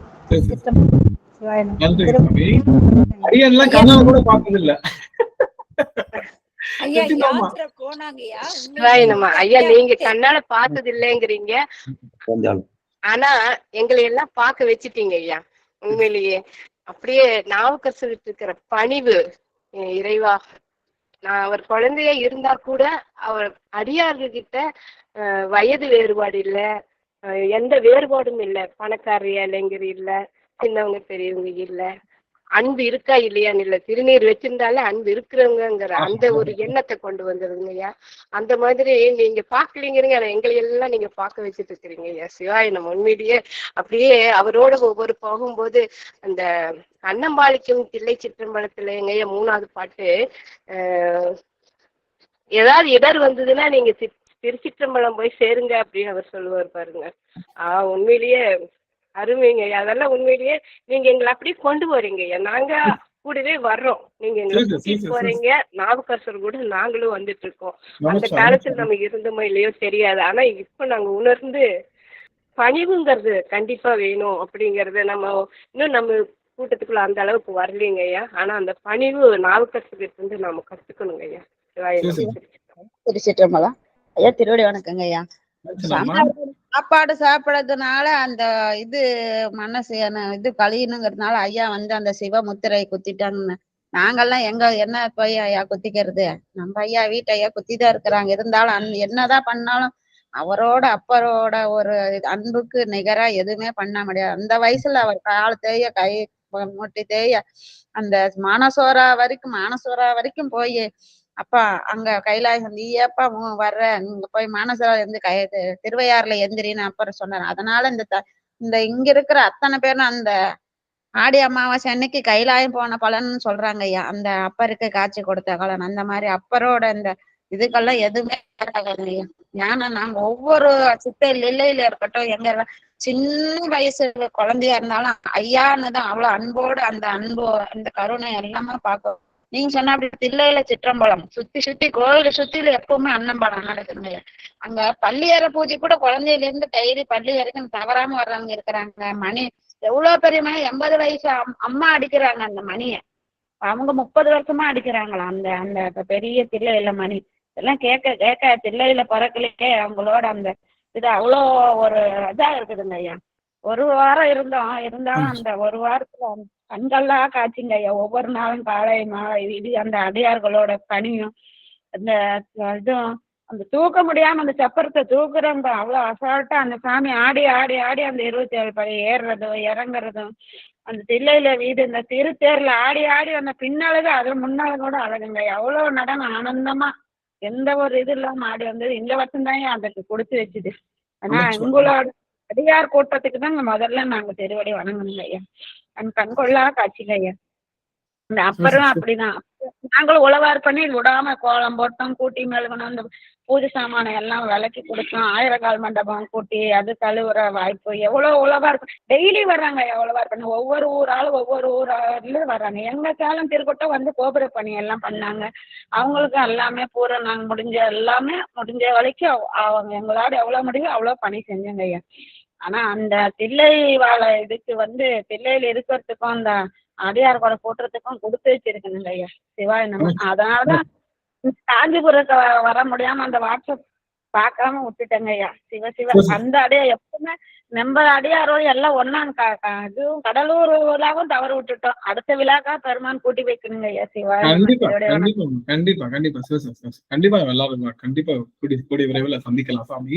நமச்சிவாய். சிவ அல்லல் என் செய்யும் அருவினை என் செய்யும் தொல்லை வல்வினை தொந்தந்தான் என் செய்யும் தில்லை மாநகர் சிற்றம்பலவனார்க்கு எல்லை இல்லதோர் அடிமை பூண்டேனுக்கே அப்படின்னு சொல்லுகின்ற பாடலைத்தான் சுசிலாமா அவர்கள் சொன்னாங்க. அந்த வகையில நாம எல்லாம் தில்லைநாதனுக்கு அடிமை கொண்டிருக்கனால நமக்கு அல்லல் அருவினை எதுவும் வராது அப்படின்னு சொல்லி அந்த வகையிலே நம்ம நான் எல்லாம் சரி நான் சொல்லியாச்சு. ஒரு செய்தி ஒரு பொறுப்பை கொடுத்துட்டேன் அவங்க எல்லாருக்கிட்டையும். ஏற்கனவே நிறைய பொறுப்பு கொடுத்தாச்சு. இது ஒரு எக்ஸ்ட்ரா பொறுப்பு தான்.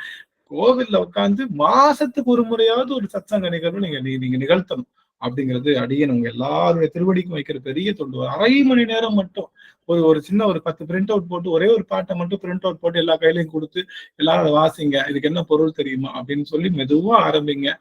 நீங்க எல்லாரும் ஒரு நடமாடும் சத்சங்கங்களா இருந்தா மட்டும்தான் சைவம் இன்னும் உயிர்ப்போட இருக்கும், அந்த கோவில் உயிர்ப்போட இருக்கும் அப்படிங்கிறத சாமானியர்களுக்கும் சைவத்தை கொண்டு போய் சேருங்க. அதுதான் இந்த உண்மையான சிவப்பணி, உண்மையான உளவாரம், உண்மையான யோகம், உண்மையான ஞானமும் கூட என்று சொல்லி அந்த வகையிலே அத்தனை அடியார்களுடைய திருவடி தாமரைகளை வணங்கி மகிழ்ந்து இந்த அளவிலே நாம் நிறைவு செய்கின்றோம். சிவாஜி நன்றிங்க சுவாமி.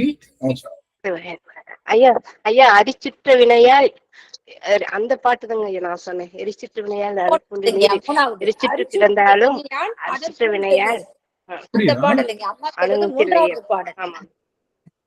மூன்றாவது பாட்டா? சரிங்க சாமி, சாமி அல்லல் என் செய்யும் நினைச்சேன். சரிங்க சாமி, ரொம்ப மகிழ்ச்சி. அதையும் நான் கேட்கிறேன் சொல்லுங்க. அதனால இந்த வகையில நமக்கு ஒரு பெரும் அந்த விஷயம் நிகழ்ந்தது. நன்றிங்கம்மா, ரொம்ப ரொம்ப மகிழ்ச்சி. அத்தனை அடியார்களுடைய திருவடி தாமரைகளையும் அடியேன் போற்றி பணிகின்றேன். இதோட நிறைவு செய்கிறோம் சாமி. உத்தரவு பிரேமாமா திருவடி வணக்கம், ஆனந்த ஐயா திருவடி வணக்கம். விடைபெறுகிறோம் ஐயா. விடைபெற நமச்சிவாயம்.